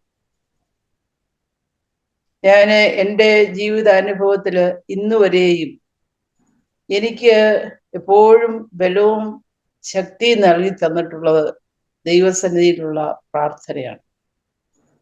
പകൽ സമയങ്ങളിൽ അധികം സമയം ഇരിക്കാൻ പറ്റത്തില്ലെങ്കിൽ വെളുപ്പിനെ എഴുന്നേറ്റ്, ഞാൻ അലാറം വെച്ച് വെളുപ്പിനെ എഴുന്നേറ്റ് ഈ നാളുകളിൽ പ്രാർത്ഥിക്കും. എല്ലാ വ്യക്തികളെയും ഓർത്ത്, പോയിട്ടുള്ളിടത്തും എല്ലാ വിഷയങ്ങളും ഓർത്ത് ഇങ്ങനെ പക്ഷപാതം ചെയ്ത് പ്രാർത്ഥിക്കുന്ന ഒരു അനുഭവം, അത് അച്ചാനിൽ നിന്നാണ് കൂടുതൽ എനിക്ക് പഠിക്കുവാനായിട്ടിടയായിത്തത്. നേരത്തെ ഞാൻ പ്രാർത്ഥിക്കുമായിരുന്നെങ്കിലും ഇങ്ങനെ പക്ഷപാതം ചെയ്ത് പ്രാർത്ഥിക്കുന്ന ഒരു അനുഭവം അച്ചാന് വളരെ ഏർലി ആയിട്ട് എഴുന്നേറ്റ് വെളുപ്പിനെ സമയങ്ങളിരുന്ന് പ്രാർത്ഥിക്കുമായിരുന്നു. അങ്ങനെയുള്ള പ്രാർത്ഥന മുഖാന്തരമാണ് ആ ബൈബിൾ സ്കൂള് നിലനിന്നത്. ഇന്നും അങ്ങനെയുള്ള ഒരു നിലനിൽപ്പ് ആ പ്രാർത്ഥന കൊണ്ടാണ്. അതുകൊണ്ട് പുതുതായിട്ട് കടന്നു വരുന്ന ഓരോ വ്യക്തികൾക്കും ഉണ്ടായിരിക്കേണ്ട ഒരു സ്വഭാവം, നമ്മളതൊരു സ്വഭാവമാക്കി മാറ്റണം, നമ്മുടെ ഒരു പ്രാക്ടീസായി മാറ്റണം. നമ്മൾ രാവിലെ എഴുന്നേൽക്കണം, പ്രാർത്ഥിക്കണം. അത് നമ്മൾക്ക് നിശ്ചയമായിട്ടും അത് ചെയ്തിരിക്കണം. അതുപോലെ ദൈവവചനം ഒത്തിരി സമയം വായിക്കാനായിട്ട് എന്നും സമയം കിട്ടിയില്ലെങ്കിലും എല്ലാ ദിവസവും അല്പ വാക്യങ്ങളെങ്കിലും വായിച്ച് ഹൃദയസ്ഥമാക്കുക, ഹൃദയത്തിലാക്കുക. ദൈവം നമ്മോട് സംസാരിക്കുവാനായിട്ട് നമ്മൾ അനുവദിച്ചു കൊടുക്കുക. അപ്പോൾ അത് നമ്മളെ നല്ല നേർപാതയിൽ കൂടെ നടത്തുവാനായിട്ട് ഇടയായിത്തീരും. കർത്താവിന് വേണ്ടി ജീവിക്കുവാനും പ്രവർത്തിക്കുവാനും ദൈവ സന്നിധിയിലുള്ള പ്രാർത്ഥനയും അതുപോലെ ദൈവവചന ധ്യാനവും ഏറ്റവും അത്യാവശ്യമാണ്. ദൈവവചനം നമ്മൾ വായിക്കാതിരുന്നാൽ, നമ്മൾ എത്ര സമയമില്ലെങ്കിലും അതിന് നമ്മൾ സമയം കണ്ടെത്താതിരുന്നാൽ നമ്മുടെ ജീവിതത്തിൽ നമ്മൾ ക്ഷീണിച്ചു പോകും, നമ്മൾ തളർന്നു പോകും. പല പ്രതിസന്ധികളും പ്രതികൂലങ്ങളും വരുമ്പോൾ നമുക്ക് നിലനിൽക്കാൻ കഴിയാതെ വരും. എന്നാൽ പ്രതിസന്ധികളുടെ മധ്യത്തിൽ ഒരു വചനഭാഗമാണ് ദൈവം നമ്മളോട് സംസാരിക്കുന്നത്. ആ സംസാരിക്കുമ്പോൾ നമ്മൾ ഉടനെ തന്നെ നമ്മുടെ ആ ക്ഷീണം മാറി നമ്മൾ ശക്തിപ്പെടുവാനിടയായി. അതാണ് ദൈവവചനത്തിന്റെ ശക്തി എന്ന് പറയുന്നത്. അതുകൊണ്ടാണ് ദൈവവചനം നമ്മൾ വായിക്കേണ്ടതിന്റെ ഏറ്റവും പ്രാധാന്യത. നമ്മൾ വളരെ ഏത് വ്യക്തിയായിരുന്നാലും നമ്മൾ പുതുതായിട്ട് വന്നവർ തന്നെയല്ല, നമ്മൾ നല്ല ആത്മീയ അനുഭവത്തിൽ ജീവിക്കുന്നവരായിരുന്നാലും നമ്മുടെ ജീവിതത്തിൽ ക്ഷീണിച്ചു പോകാതിരിക്കുവാൻ നമുക്ക് ഏറ്റവും ചെയ്യേണ്ടത് അത്യാവശ്യ ഒരു കാര്യമാണ് ദൈവവചനം വായിക്കുകയും നമ്മുടെ പ്രാർത്ഥനാ ജീവിതം നിലനിർത്തുകയും ചെയ്യുക എന്നുള്ളത്. ആ പ്രാർത്ഥനാ ജീവിതം എന്ന് പറയുന്നത് നമ്മൾ വളരെയധികം ദൈവത്തോടുള്ളതായിട്ടുള്ള ബന്ധം, ആ റിലേഷൻഷിപ്പ്, അത് വളരെയധികം നമ്മൾ കീപ്പ് ചെയ്യണം. എങ്കിൽ മാത്രമേ നമുക്ക് ഈ കാര്യങ്ങളൊക്കെ ചെയ്യുവാൻ തക്കം കഴിയൂ. അതാണ് നമ്മളെ നിലനിർത്തുന്നത്. വളരെ വലിയ ഒരു മർമ്മമാണ് ദൈവത്തിന്റെ ദാസിയിലൂടെ നമുക്ക് കേൾക്കുവാൻ ഇടയായി തീർന്നത്. പുതുതായിട്ട് സുവിശേഷ വേലയിൽ കടന്നു വരുന്നവരും എല്ലാവർക്കുമുള്ള ഒരു ദൈവിക ആലോചന തന്നെയാണ് നമുക്ക് കേൾക്കുവാൻ ഇടയായി തീർന്നത്. പ്രാർത്ഥനയില്ലാതെ നമ്മുടെ ജീവിതം മുന്നോട്ട് കൊണ്ടുപോകുവാൻ കഴിയത്തില്ല. പ്രാർത്ഥനയാണ്. പ്രാർത്ഥന മുടക്കരുത്. ദൈവദാസിലൂടെ നാം കേട്ടില്ല, പ്രാർത്ഥന മുടക്കരുത്. അതാണ് നമ്മുടെ വളർച്ചയുടെ ഊന്നുവടി എന്ന് പറഞ്ഞു. മാത്രമല്ല, പ്രാർത്ഥന ഒരു പ്രാക്ടീസ് ആക്കി മാറ്റണം. വളരെ നല്ല ഒരു പദമാണത്. പ്രാർത്ഥന പ്രാക്ടീസ് ആക്കി മാറ്റുക, അത് നമ്മുടെ അനുഭവത്തിൽ നാം അത് കൊണ്ടുവരിക. അതുപോലെ ദൈവവചനം വായിക്കുന്നതിന്റെ പ്രാധാന്യത്തെ കുറിച്ച് പറഞ്ഞു. ദൈവവചനം എല്ലാ ദിവസവും വായിക്കുക, ദൈവം സംസാരിക്കുവാൻ അനുവദിക്കുക. വളരെ നല്ല വാക്കുകളാണ് പ്രിയ ആന്റി ഉദ്ധരിച്ചത്. ദൈവം സംസാരിക്കുവാൻ അനുവദിക്കുക, പ്രാർത്ഥന പ്രാക്ടീസ് ആക്കി മാറ്റുക. അങ്ങനെയുള്ളവർ ഒരിക്കലും ഏത് കൊടുങ്കാറ്റും ഏത് പ്രതിസന്ധിയും ജീവിതത്തിൽ ആഞ്ഞടിച്ചാലും അവിടെയൊക്കെ പിടിച്ചു നിൽക്കുവാൻ ദൈവം കൃപ തരും. ദൈവത്തിന്റെ ശബ്ദം എന്താണെന്ന് ആമേൻ കേൾക്കുക, അത് സ്വീകരിക്കുക. അനി എത്രത്തോളം നമ്മുടെ സുവിശേഷ വേലയിൽ ഉപവാസത്തിന് പ്രാധാന്യമുണ്ട്. കാലഘട്ടത്തിലൊക്കെ ഉപവസിക്കുന്ന പണ്ട് 40 ദിവസം 21 ദിവസം അങ്ങനെയൊക്കെ 7 ദിവസം ഇങ്ങനെ ആവർത്തിച്ച് ഉപവാസമൊക്കെ കേൾക്കാറുണ്ട്, നമ്മൾ എടുക്കാറുണ്ട്, ദൈവത്തോട് സംസാരിക്കാറുണ്ട്. എന്നാൽ ഈ കാലഘട്ടങ്ങളിൽ അതിൽ നിന്നൊക്കെ ഒത്തിരി വ്യത്യസ്തമായി ഉപവാസം എന്നൊക്കെ തുലോം കുറവാണ് കേൾക്കുന്നത് പോലും. ഒരു സുവിശേഷ വേലയിൽ ഉപവാസത്തിന്റെ പ്രാധാന്യം എന്താണെന്ന് പറയാൻ പറ്റും? സുവിശേഷ വേലയിൽ ഉപവാസത്തിന് വളരെ നല്ല പ്രാധാന്യമുണ്ട്. എന്നാൽ ഇന്ന് നമ്മൾ ഒരു ദിവസം കണക്കാക്കുന്നതിലല്ല എൻ്റെ അഭിപ്രായത്തിൽ ഞാൻ മനസ്സിലാക്കിയത്തോളം, എൻ്റെ അനുഭവത്തിൽ നിന്നും 21 ദിവസമെന്നോ 20 ദിവസമെന്നോ, ചിലർ 14 ദിവസം എടുക്കും, 40 ദിവസം എടുക്കും, 41 ദിവസം എടുക്കുന്നവരുണ്ട്. ഇങ്ങനെ പല നിലയിൽ ഉപസിക്കുന്നവരുണ്ട്. ഉപസിക്കുന്നത് നല്ലതാണ്, ദൈവസന്നിധിയിൽ ഇരിക്കുന്നതും. എന്നാൽ ആ ഉപവാസത്തിൽ നമ്മൾക്ക് ലഭിക്കുന്നതായിട്ടുള്ള റിവാർഡ്, പ്രതിഫലമാണ് നമ്മൾ നോക്കേണ്ടത്. എനിക്കിഷ്ടമുള്ള ഉപവാസം ഇതല്ലോ, എനിക്കിഷ്ടമുള്ള ഉപവാസം എന്ന് അവിടെ ദൈവവചനത്തിൽ നമ്മൾ വായിക്കുന്നുണ്ടല്ലോ. എന്ന് പറഞ്ഞാൽ നുകത്തിന്റെ അമിക്കയറുകളെ പൊട്ടിക്കുക. നമ്മളുടെ ജീവിതത്തിലുള്ള നമ്മൾ ഏറ്റവും ഉപവാസം കൊണ്ട് നമുക്ക് ലഭിക്കുന്നതായിട്ടുള്ള ശക്തിയും അതിന്റെ ഫലവും എന്നുള്ളത് നമ്മുടെ ജീവിതത്തെ ക്രമീകരിക്കുക എന്നുള്ളതാണ്. നമ്മൾ ഉപവാസത്തോടുകൂടെ ഇരിക്കുമ്പോൾ നമ്മുടെ ജീവിതത്തെ ക്രമീകരിക്കുവാൻ നമുക്ക് സാധിക്കുന്നില്ല എങ്കിൽ ആ ഉപവാസം കൊണ്ട് നമുക്കൊരിക്കലും പ്രയോജനമില്ല. സഭകളുടെ ഉപവാസമായിരുന്നാലും വ്യക്തിപരമായിട്ടുള്ള ഉപവാസമായിരുന്നാലും ഏത് ഉപവാസമായിരുന്നാലും നമ്മൾ ഉപവസിക്കുകയും പ്രാർത്ഥിക്കുകയും ചെയ്യുമ്പോൾ ദൈവത്തിൽ നിന്നുള്ള ശരിയായ ഗൈഡൻസ് ലഭിക്കാതെ ഒരിക്കലും ഒത്തിരി ദിവസങ്ങൾ അങ്ങനെ ഉപവസിക്കാൻ പാടില്ല. ഉപവസിക്കുന്നത് നല്ല കാര്യമാണ്, അങ്ങനെ ഗൈഡൻസ് ഉണ്ടെങ്കിൽ ഉപവസിക്കുന്നത് നല്ലതാണ്. പക്ഷേ നമ്മൾക്ക് ശരിയായ ദൈവത്തിൽ നിന്നുള്ളതായിട്ടുള്ള ഒരു ഗൈഡൻസ് ഉണ്ടെങ്കിൽ മാത്രമേ നമ്മളത് ചെയ്യാവൂ. അത് ചെയ്യുമ്പോൾ എപ്പോഴും ഉപവാസത്തിൽ നമ്മളെ ഈ ശത്രുവായവന് എങ്ങനെയെങ്കിലും തകർത്ത് കളവാൻ ഇങ്ങനെ ശ്രദ്ധിച്ചുകൊണ്ടിരിക്കുമ്പോൾ അവന്റെ തന്ത്രങ്ങളെ മനസ്സിലാക്കാനുള്ള പ്രാപ്തിയും കഴിവും നമ്മൾ പ്രാപിക്കും. അത് പ്രാപിച്ചുകൊണ്ട് ഉപവാസത്തോടുകൂടെ പ്രാർത്ഥനയോടുകൂടി ആയിരിക്കുമ്പോൾ നമ്മുടെ ജീവിതത്തെ ക്രമീകരിച്ചുകൊണ്ട് നമ്മൾ ഓരോ ഏത് വിഷയങ്ങൾക്ക് വേണ്ടിയായില്ല ഇത് പ്രാർത്ഥിച്ചാൽ അതിനൊരു വിടുതലാണ്. ആ ഒരു വിടുതൽ പ്രാപിക്കുക എന്നുള്ളതാണ് ഉപവാസം കൊണ്ടും പ്രാർത്ഥന കൊണ്ടും നമുക്ക് ഉണ്ടായിരിക്കേണ്ടത് അവസ്ഥ. ആമേൻ. അപ്പോ ഉപവാസം എന്ന് പറയുന്നത് നമ്മൾ ദിവസത്തിലല്ല പ്രാധാന്യം കൊടുക്കേണ്ടത്, എന്നാൽ ദൈവത്തോട് കൂടെ വസിക്കുക, അതാണ് ഉപവാസത്തിന്റെ അർത്ഥം. ദൈവത്തോട് കൂടെ വസിക്കുക. ചില സമയങ്ങളിൽ ആഹാരം കഴിക്കാതെ മറ്റ് ജോലിയിൽ ഏർപ്പെട്ട് അങ്ങനെ ആയിരിക്കുന്നതല്ല തികച്ചും ഉപവാസം എന്ന് പറയുന്നത്.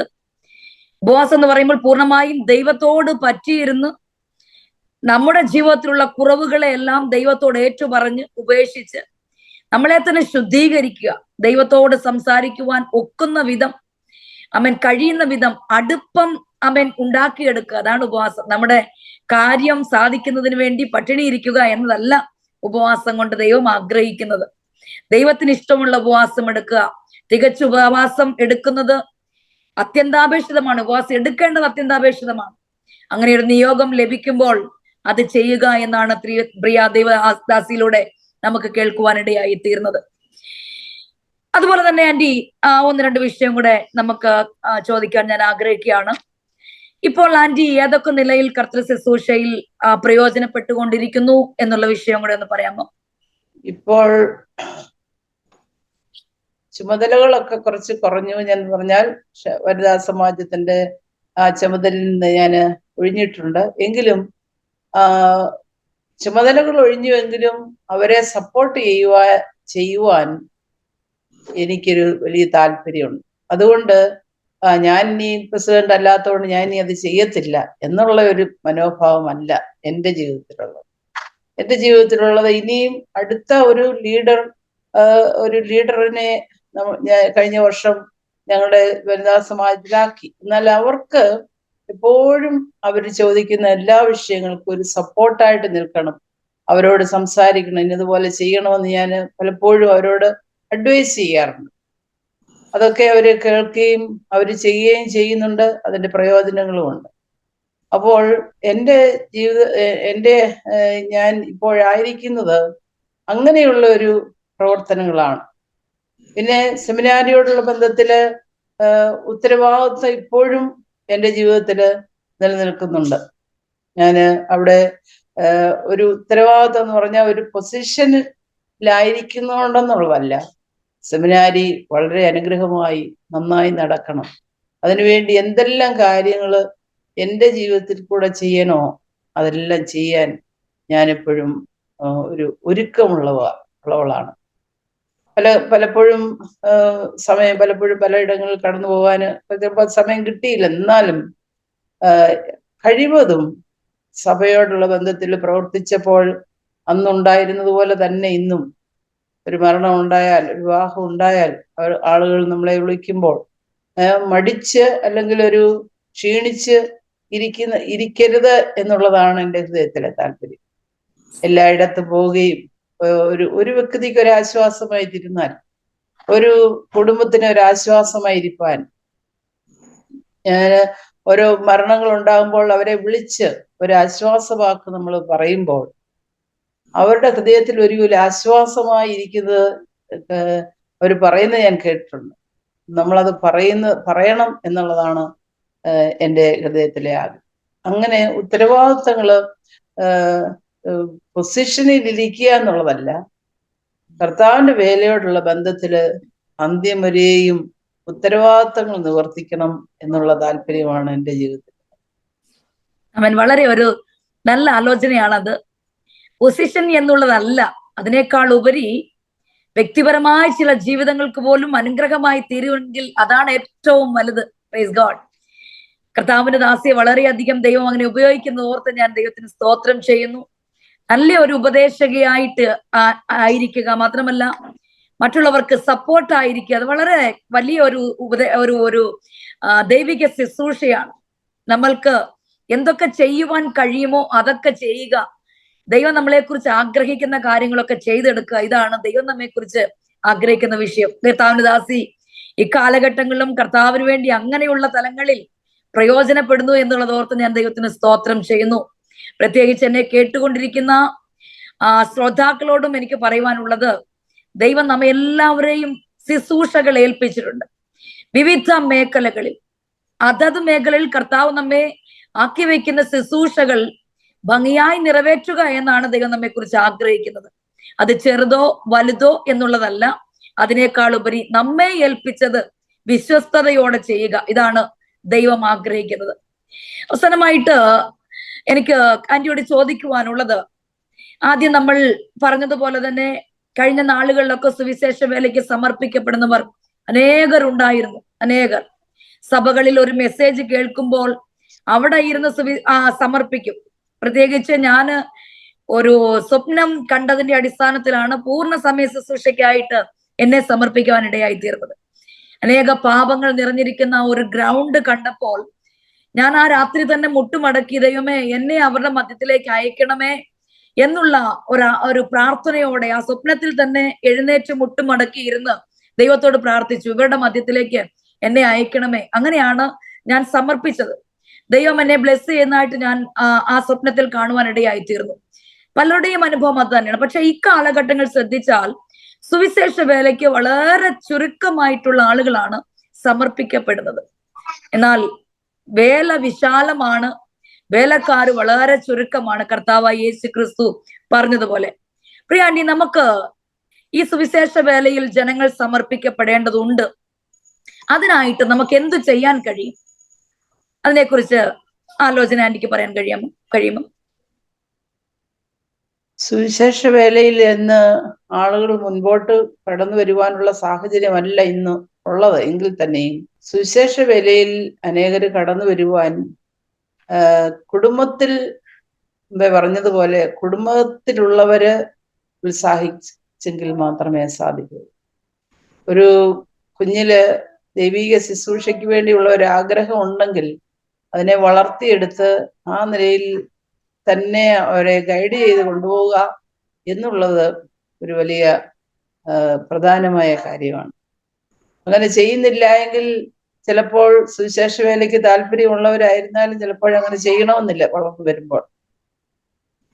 അങ്ങനെ അത് ആ നിലയിൽ കർത്താവിന്റെ വേല വർദ്ധിച്ചു വരുവാൻ ഇടയായിത്തീരണം. ഇന്ന് ഞാൻ പോകുന്നിടങ്ങളിൽ സാധാരണ സഹോദരിമാരിലൊക്കെ ഞാൻ പ്രത്യേകിച്ച് പറയാറുണ്ട്, കർത്താവായ യേശുക്രിസ്തു പറഞ്ഞ കൊയ്ത്ത് വളരെയുണ്ട്, വേലക്കാരെ ചുരുക്കം. കൊയ്ത്തിന് വേണ്ടി വേലക്കാരെ അയക്കേണ്ടതിന് യജമാനോട് അപേക്ഷിപ്പിക്കുന്നു. അപ്പോൾ നമ്മൾ ഈ നാളുകളിൽ പ്രാർത്ഥിക്കേണ്ട ഒരു വിഷയമാണ്. സഭകൾ പ്രാർത്ഥിക്കണം, സഭകൾ ഉണർന്ന് പ്രാർത്ഥിക്കണം. സഭകളിലാണ് വേലക്കാര് ചുരുക്കമായിരിക്കും. അനേക സഭകളിൽ വേലക്കാരില്ല എന്ന് ഞാൻ ഇങ്ങനെ കേട്ടിട്ടുണ്ട്. കത്തോലിക്ക സഭയെ പോലും അവർ വളരെ ചുരുക്കം പേരാണ് മുമ്പോട്ട് വരുന്നത്. അതുപോലെ വലിയ വലിയ പെന്തക്കോസ്ത് സഭകളിലൊക്കെ ആണെങ്കിലും ആൾക്കാർ ചുരുക്കമാണ് കർത്താവിന്റെ വേല ചെയ്യാൻ എന്നുള്ളത് കേട്ടിട്ടുണ്ട്. എന്നാൽ ചുരുക്കമല്ല, മുൻപോട്ട് കടന്നു വരണമെങ്കിൽ പ്രാർത്ഥന ശക്തീകരിച്ചെങ്കിൽ മാത്രമേ സാധിക്കൂ. കർത്താവ് യേശുക്രിസ്തുവിന്റെ ആ വചനം നമ്മൾ അനുസരിക്കുക. കൊയ്ത്തിനു വേണ്ടി വേലക്കാരെ അയക്കേണ്ടതിന് നമ്മൾ യജമാനോട് പ്രാർത്ഥിക്കണം. കൊയ്ത്തിന്റെ യജമാനോട് പ്രാർത്ഥിക്കണം. യേശുക്രിസ്തുവിനോട് നമ്മൾ വളരെ പ്രാർത്ഥിച്ച് അനേകരെ സുവിശേഷ വയലിലേക്ക് ഇറക്കുവാൻ നമ്മൾ താല്പര്യമുള്ളവരായിരിക്കും. ഞാൻ എൻ്റെ ജീവിതത്തിൽ ഇന്ന് വരെയും അങ്ങനെ തുടർച്ചയായിട്ട് പ്രാർത്ഥിക്കുന്നുണ്ട്, കർത്താവേ അനേക വേലക്കാരെ കർത്താവിന് വേണ്ടി ഇറക്കണമെന്ന്. അതുപോലെ തന്നെ അങ്ങനെ ആർക്കെങ്കിലും ഒരു താല്പര്യമായി ഏതെങ്കിലും കുട്ടികളിൽ ഞാൻ യൗവനക്കാരുടെ ഇടയിലൊക്കെ സംസാരിക്കുമ്പോൾ, നമ്മൾ പ്രായമുള്ളവരായതുകൊണ്ട് നമ്മളോട് സംസാരിക്കാനായിട്ട് ഈ യൗവനക്കാർക്ക് ചിലപ്പോൾ താല്പര്യം കണ്ടില്ലെന്ന് വരും. എന്നാലും അവരോട് ഞാൻ വിളിച്ച് ചോദിക്കാറുണ്ട്, നിങ്ങൾ എന്താണ് ചെയ്യാൻ പോകുന്നത്? കർത്താവിന്റെ വേലയ്ക്ക് നിങ്ങൾക്ക് താല്പര്യമുണ്ടോ? അതിനുവേണ്ടി നിങ്ങൾ പോകണം എന്ന് ഉത്സാഹിപ്പിക്കാനായിട്ട് എനിക്ക് താല്പര്യമുണ്ട്. ഞാൻ അവരെ എവിടെ അവസരം കിട്ടുമ്പോൾ ഞാൻ അവരെ ഉത്സാഹിപ്പിക്കാറുണ്ട്. കുട്ടികളായിരുന്നാലും അവരോട് യേശുവിനെ അവരുടെ ഹൃദയത്തിൽ സമർപ്പിച്ച് മുൻപോട്ട് പോകുവാനായിട്ട് അവരെ ആഹ്വാനം ചെയ്യാറുണ്ട്. അങ്ങനെയുള്ളൊരു താല്പര്യം എൻ്റെ ജീവിതത്തിലുണ്ട്. നമ്മൾ അങ്ങനെ പ്രാർത്ഥിക്കുന്നുവെങ്കിൽ വ്യക്തിപരമായിട്ടായിരുന്നാലും നമ്മൾ സഭയായിട്ടായിരുന്നാലും അങ്ങനെ വളരെ കർത്താവിന്റെ വേലയ്ക്ക് വേണ്ടി അനേകര് സമർപ്പിക്കപ്പെട്ടവര് സമർപ്പിക്കപ്പെട്ട കുഞ്ഞുങ്ങൾ മുമ്പോട്ട് കടന്നു വരാനായിട്ട് നമുക്ക് പ്രാർത്ഥിക്കാം. പ്രാർത്ഥനയല്ലാതെ മറ്റു യാതൊരു കാര്യമില്ല. നമ്മൾ ഇന്ന് പണ്ടത്തെ പോലെ ഒരു പ്രവചനം പറഞ്ഞാലോ, അല്ലെങ്കിൽ പലരും പറഞ്ഞു കേട്ടിട്ടുണ്ട്, എന്നോട് പ്രവചനം പറഞ്ഞു അതുകൊണ്ടാണ് ഞാൻ സുവിശേഷ വേലയ്ക്ക് ഇറങ്ങിയെന്ന് പറയുന്നത്. എന്നാൽ അതുകൊണ്ടല്ല, അവരുടെ ഹൃദയത്തിൽ യേശുവിന്റെ സുവിശേഷം എനിക്ക് മറ്റുള്ളവരോട് പറയണം, ഒരു ആത്മഭാരം അവരുടെ ഹൃദയങ്ങളിൽ ഉണ്ടായി മുൻപോട്ട് കടന്നു വന്നെങ്കിൽ മാത്രമേ അവർ സുവിശേഷ വേലയിൽ പ്രയോജനപ്പെടൂ. അങ്ങനെയുള്ളവര് മുൻപോട്ട് വരുവാൻ വേണ്ടി പ്രാർത്ഥന വളരെ അത്യാവശ്യം. അത് നമ്മൾ വ്യക്തിപരമായും നമ്മളത് സഭയായും നമ്മൾ വളരെ ഉത്സാഹത്തോടെ, എന്ന് പറഞ്ഞാൽ അതിന്റെ നമ്മുടെ ഹൃദയത്തിലെ ആഗ്രഹം ഡീപ്പായിട്ട് അതിനുവേണ്ടി പ്രാർത്ഥിച്ചാൽ തീർച്ചയായിട്ടും അനേകരെ കർത്താവിന്റെ വേലയ്ക്ക് വേണ്ടി ഇറക്കാൻ ദൈവം ശക്തനാണ്. Praise Lord. വളരെ ആവശ്യമായിട്ടൊരു ഉപദേശമാണ് നാം കേൾക്കുവാനിടയായി തീർന്നത്. പ്രത്യേകിച്ച് ഞങ്ങളെ ശ്രദ്ധിച്ചുകൊണ്ടിരിക്കുന്ന പ്രിയപ്പെട്ടവരോട് പറയുവാനുള്ളത്, നിങ്ങളൊരു ചാലഞ്ചായിട്ട് ഏറ്റെടുക്കുക. കർത്താവായ യേശു ക്രിസ്തു പറഞ്ഞതുപോലെ കൊയ്ത്ത് വളരെയുണ്ട്, പക്ഷെ വേലക്കാർ ചുരുക്കമാണ്. എന്നാൽ കൊയ്ത്തിന്റെ യജമാനനോട് ചോദിക്കാൻ ഒരു അവകാശം നമുക്ക് കർത്താവ് തന്നിട്ടുള്ളത് കൊണ്ട് നിങ്ങളൊരു ചാലഞ്ചായി ഏറ്റെടുത്ത് എല്ലാ ദിവസവും സുവിശേഷ വേലയ്ക്ക് അനേകർ സമർപ്പിക്കപ്പെടേണ്ടതിനായിട്ട്. സമർപ്പണമില്ലാത്ത ഒരു ശുശ്രൂഷ അത് ആത്മാക്കളെ നേടുവാൻ കഴിയുന്നതല്ല. അതുകൊണ്ട് ഒരു സക്സസ് ആയിട്ടുള്ള ഒരു ശുശ്രൂഷ ചെയ്യുവാൻ കഴിയത്തില്ല. സമർപ്പിക്കപ്പെട്ട് ജനം കടന്നു വരണം. അതിനായിട്ട് പ്രത്യേകിച്ച് യൗവനക്കാരായിട്ടുള്ള അനേക സഹോദരങ്ങൾ, കുഞ്ഞുങ്ങൾ ഒക്കെ നഷ്ടപ്പെട്ടു കൊണ്ടിരിക്കുന്നു. ആ കാലഘട്ടത്തിൽ നമുക്ക് അവർക്ക് വേണ്ടി പ്രാർത്ഥിക്കാം. പ്രത്യേകിച്ച് ആന്റി ഒരു വിഷയം കൂടെ അത്യാവശ്യമായിട്ട് പറയാനുള്ളത്, ഈ കാലഘട്ടങ്ങളിൽ യൗവനക്കാരായിട്ടുള്ള കുഞ്ഞുങ്ങളെ നോക്കുകയാണെങ്കിൽ, പ്രത്യേകിച്ച് ദൈവിക ശുശ്രൂഷയിലായിരിക്കുന്ന സുവിശേഷ വേലക്കാരുടെ കുടുംബത്തിൽ നിന്ന് പോലും യൗവനക്കാരായിട്ടുള്ള പലരും സുവിശേഷ വേലയ്ക്ക് താല്പര്യമില്ലാത്തവരോ അല്ലെങ്കിൽ ആരാധനയ്ക്ക് പോലും താല്പര്യമില്ലാത്ത മേഖലയിലാണ് പലരും ഇപ്പോൾ ആയിരിക്കുന്നത്. അങ്ങനെയുള്ളവർക്ക് വേണ്ടി അത്യാവശ്യമായിട്ട് നാം പ്രാർത്ഥിക്കേണ്ടത് ആവശ്യമാണ്. അപ്പോൾ തന്നെ അങ്ങനെയുള്ളവർക്ക് വേണ്ടി നാം എന്ത് ചെയ്യാൻ പറ്റും ആന്റി? പ്രത്യേകിച്ച് പ്രാർത്ഥനയല്ലാതെ പ്രത്യേകിച്ച് അത് കേൾക്കുന്നവർക്ക് ഒരുപക്ഷെ അതൊരു ചാലഞ്ചായിട്ട് ഏറ്റെടുക്കാൻ കഴിയും. അങ്ങനെയുള്ള കുഞ്ഞുങ്ങളെ ദൈവസന്നിധിയിലേക്ക് മടക്കി കൊണ്ടുവരുവാൻ ഈ സമൂഹത്തിന് വേണ്ടി നമുക്ക് എന്ത് ചെയ്യാൻ കഴിയും?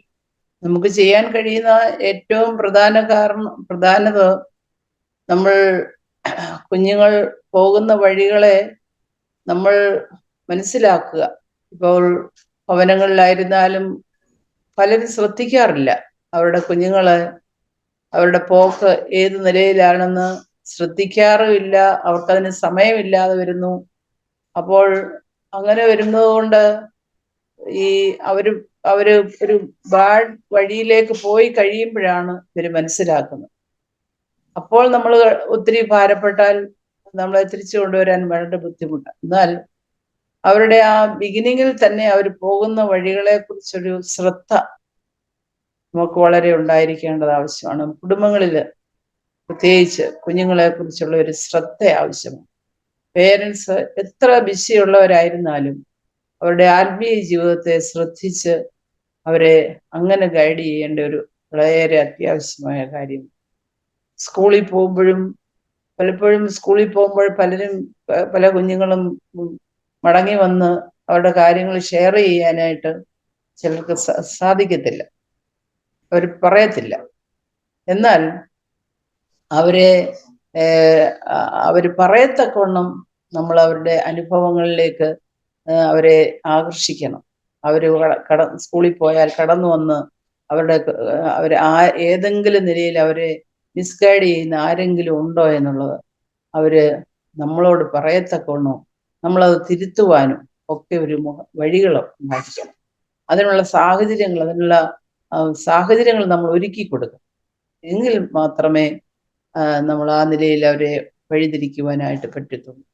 അതുപോലെ ചർച്ചുകളിലായിരുന്നാലും പൊതുവെ ഒരു ആരാധന കൂടിയല്ലേ, പൊതുവെ ഒരു സൺഡേ സ്കൂള് അല്ലെങ്കിൽ യൂത്തിന്റെ മീറ്റിംഗ് ഒക്കെ നടത്തി പോയുകൊണ്ട് നമ്മൾ ഒരിക്കലും അവരെ നല്ല നിലയിൽ വഴി നടത്തുവാനായിട്ട് സാധിക്കത്തില്ല. അവര് സൺഡേ സ്കൂളിൽ വരുമ്പോഴായിരുന്നാലും യൂത്തിന്റെ മീറ്റിങ്ങിൽ ഓരോ ഇടയിലും ഇടപെടുമ്പോഴും പേഴ്സണലായിട്ട് അവരോട് സംസാരിച്ച് അവരെ ആ നിലയിൽ ഗൈഡ് ചെയ്തെങ്കിൽ മാത്രമേ ഇതിനൊക്കെ ഒരു വ്യത്യാസം നമുക്ക് കണ്ടുവരാൻ സാധിക്കും. വ്യക്തിപരമായിട്ടൊരു സമീപനം ഉണ്ടായെങ്കിലേ നമുക്ക് ഈ കുഞ്ഞുങ്ങളെയൊക്കെ മടക്കി കൊണ്ടുവരുവാൻ കഴിയത്തുള്ളൂ എന്നുള്ളതല്ലേ വ്യക്തം. അതാണ്. അതെ. അപ്പോ നമ്മുടെ കുഞ്ഞുങ്ങളെ കുറിച്ചുള്ള ഉത്തരവാദിത്തം മാതാപിതാക്കൾ എന്ന നിലയിൽ നമ്മൾ എടുക്കേണ്ടതിന്റെ അത്യന്താപേക്ഷിതമായിട്ടുള്ള അവസ്ഥ, പ്രത്യേകിച്ച് സുവിശേഷ വേലക്കാരുടെ വീടുകളിൽ ഇത് സംഭവിക്കുമ്പോൾ മനസ്സിലാക്കേണ്ട ഒരു വിഷയം, ആരംഭ കാലഘട്ടം മുതൽ തന്നെ കുഞ്ഞുങ്ങളെ നന്നായി ശ്രദ്ധിക്കുക, അവരുടെ പോക്ക്, അവരുടെ വഴികളെ ശ്രദ്ധിക്കുക, മനസ്സിലാക്കുക. അപ്പോൾ തന്നെ കുഞ്ഞുങ്ങളോട് കൂടെ അധികമായിട്ടുള്ള ടൈം സ്പെൻഡ് ചെയ്യാൻ കഴിയുന്നെങ്കിൽ അതാണ് ഏറ്റവും വലിയ ഒരു ശുശ്രൂഷ എന്ന് പറയുന്നത്. ചിലപ്പോഴൊക്കെ കുഞ്ഞുങ്ങൾക്ക് മാതാപിതാക്കളോട് സംസാരിക്കണമെന്ന് ആഗ്രഹമുണ്ട്, പക്ഷേ മാതാപിതാക്കളോട് സംസാരിക്കാൻ ലഭിക്കുന്നില്ല, അല്ലെങ്കിൽ അവരെ ശുശ്രൂഷയിൽ പോലും ബിസി ആയിട്ടുള്ള അനുഭവത്തിലൂടെ കുഞ്ഞുങ്ങൾക്ക് പോലും തമ്മിൽ ലഭിക്കുവാൻ കഴിയാത്തൊരവസ്ഥയിൽ ജീവിക്കുകയാണ്. അങ്ങനെയല്ല, നമ്മുടെ കുടുംബമാണ് ആദ്യം കർത്താവ് നമുക്ക് ഏൽപ്പിച്ചു തന്നിരിക്കുന്നത്. നമ്മുടെ കുടുംബത്തെ വളരെയധികം സൂക്ഷിക്കേണ്ടത് അത്യന്താപേക്ഷിതമാണ്. ഇന്നത്തെ ഈ എക്കോസ് ഓഫ് എക്സ്പീരിയൻസ് എന്ന ഈ പ്രോഗ്രാമിലൂടെ അനേക വിഷയങ്ങൾ നമുക്ക് കേൾക്കുവാനും അനുഭവങ്ങൾ പങ്കിടുവാനും ചില അറിവുകൾ നേടുവാനും ഒക്കെ ദൈവം നമ്മെ സഹായിച്ചു.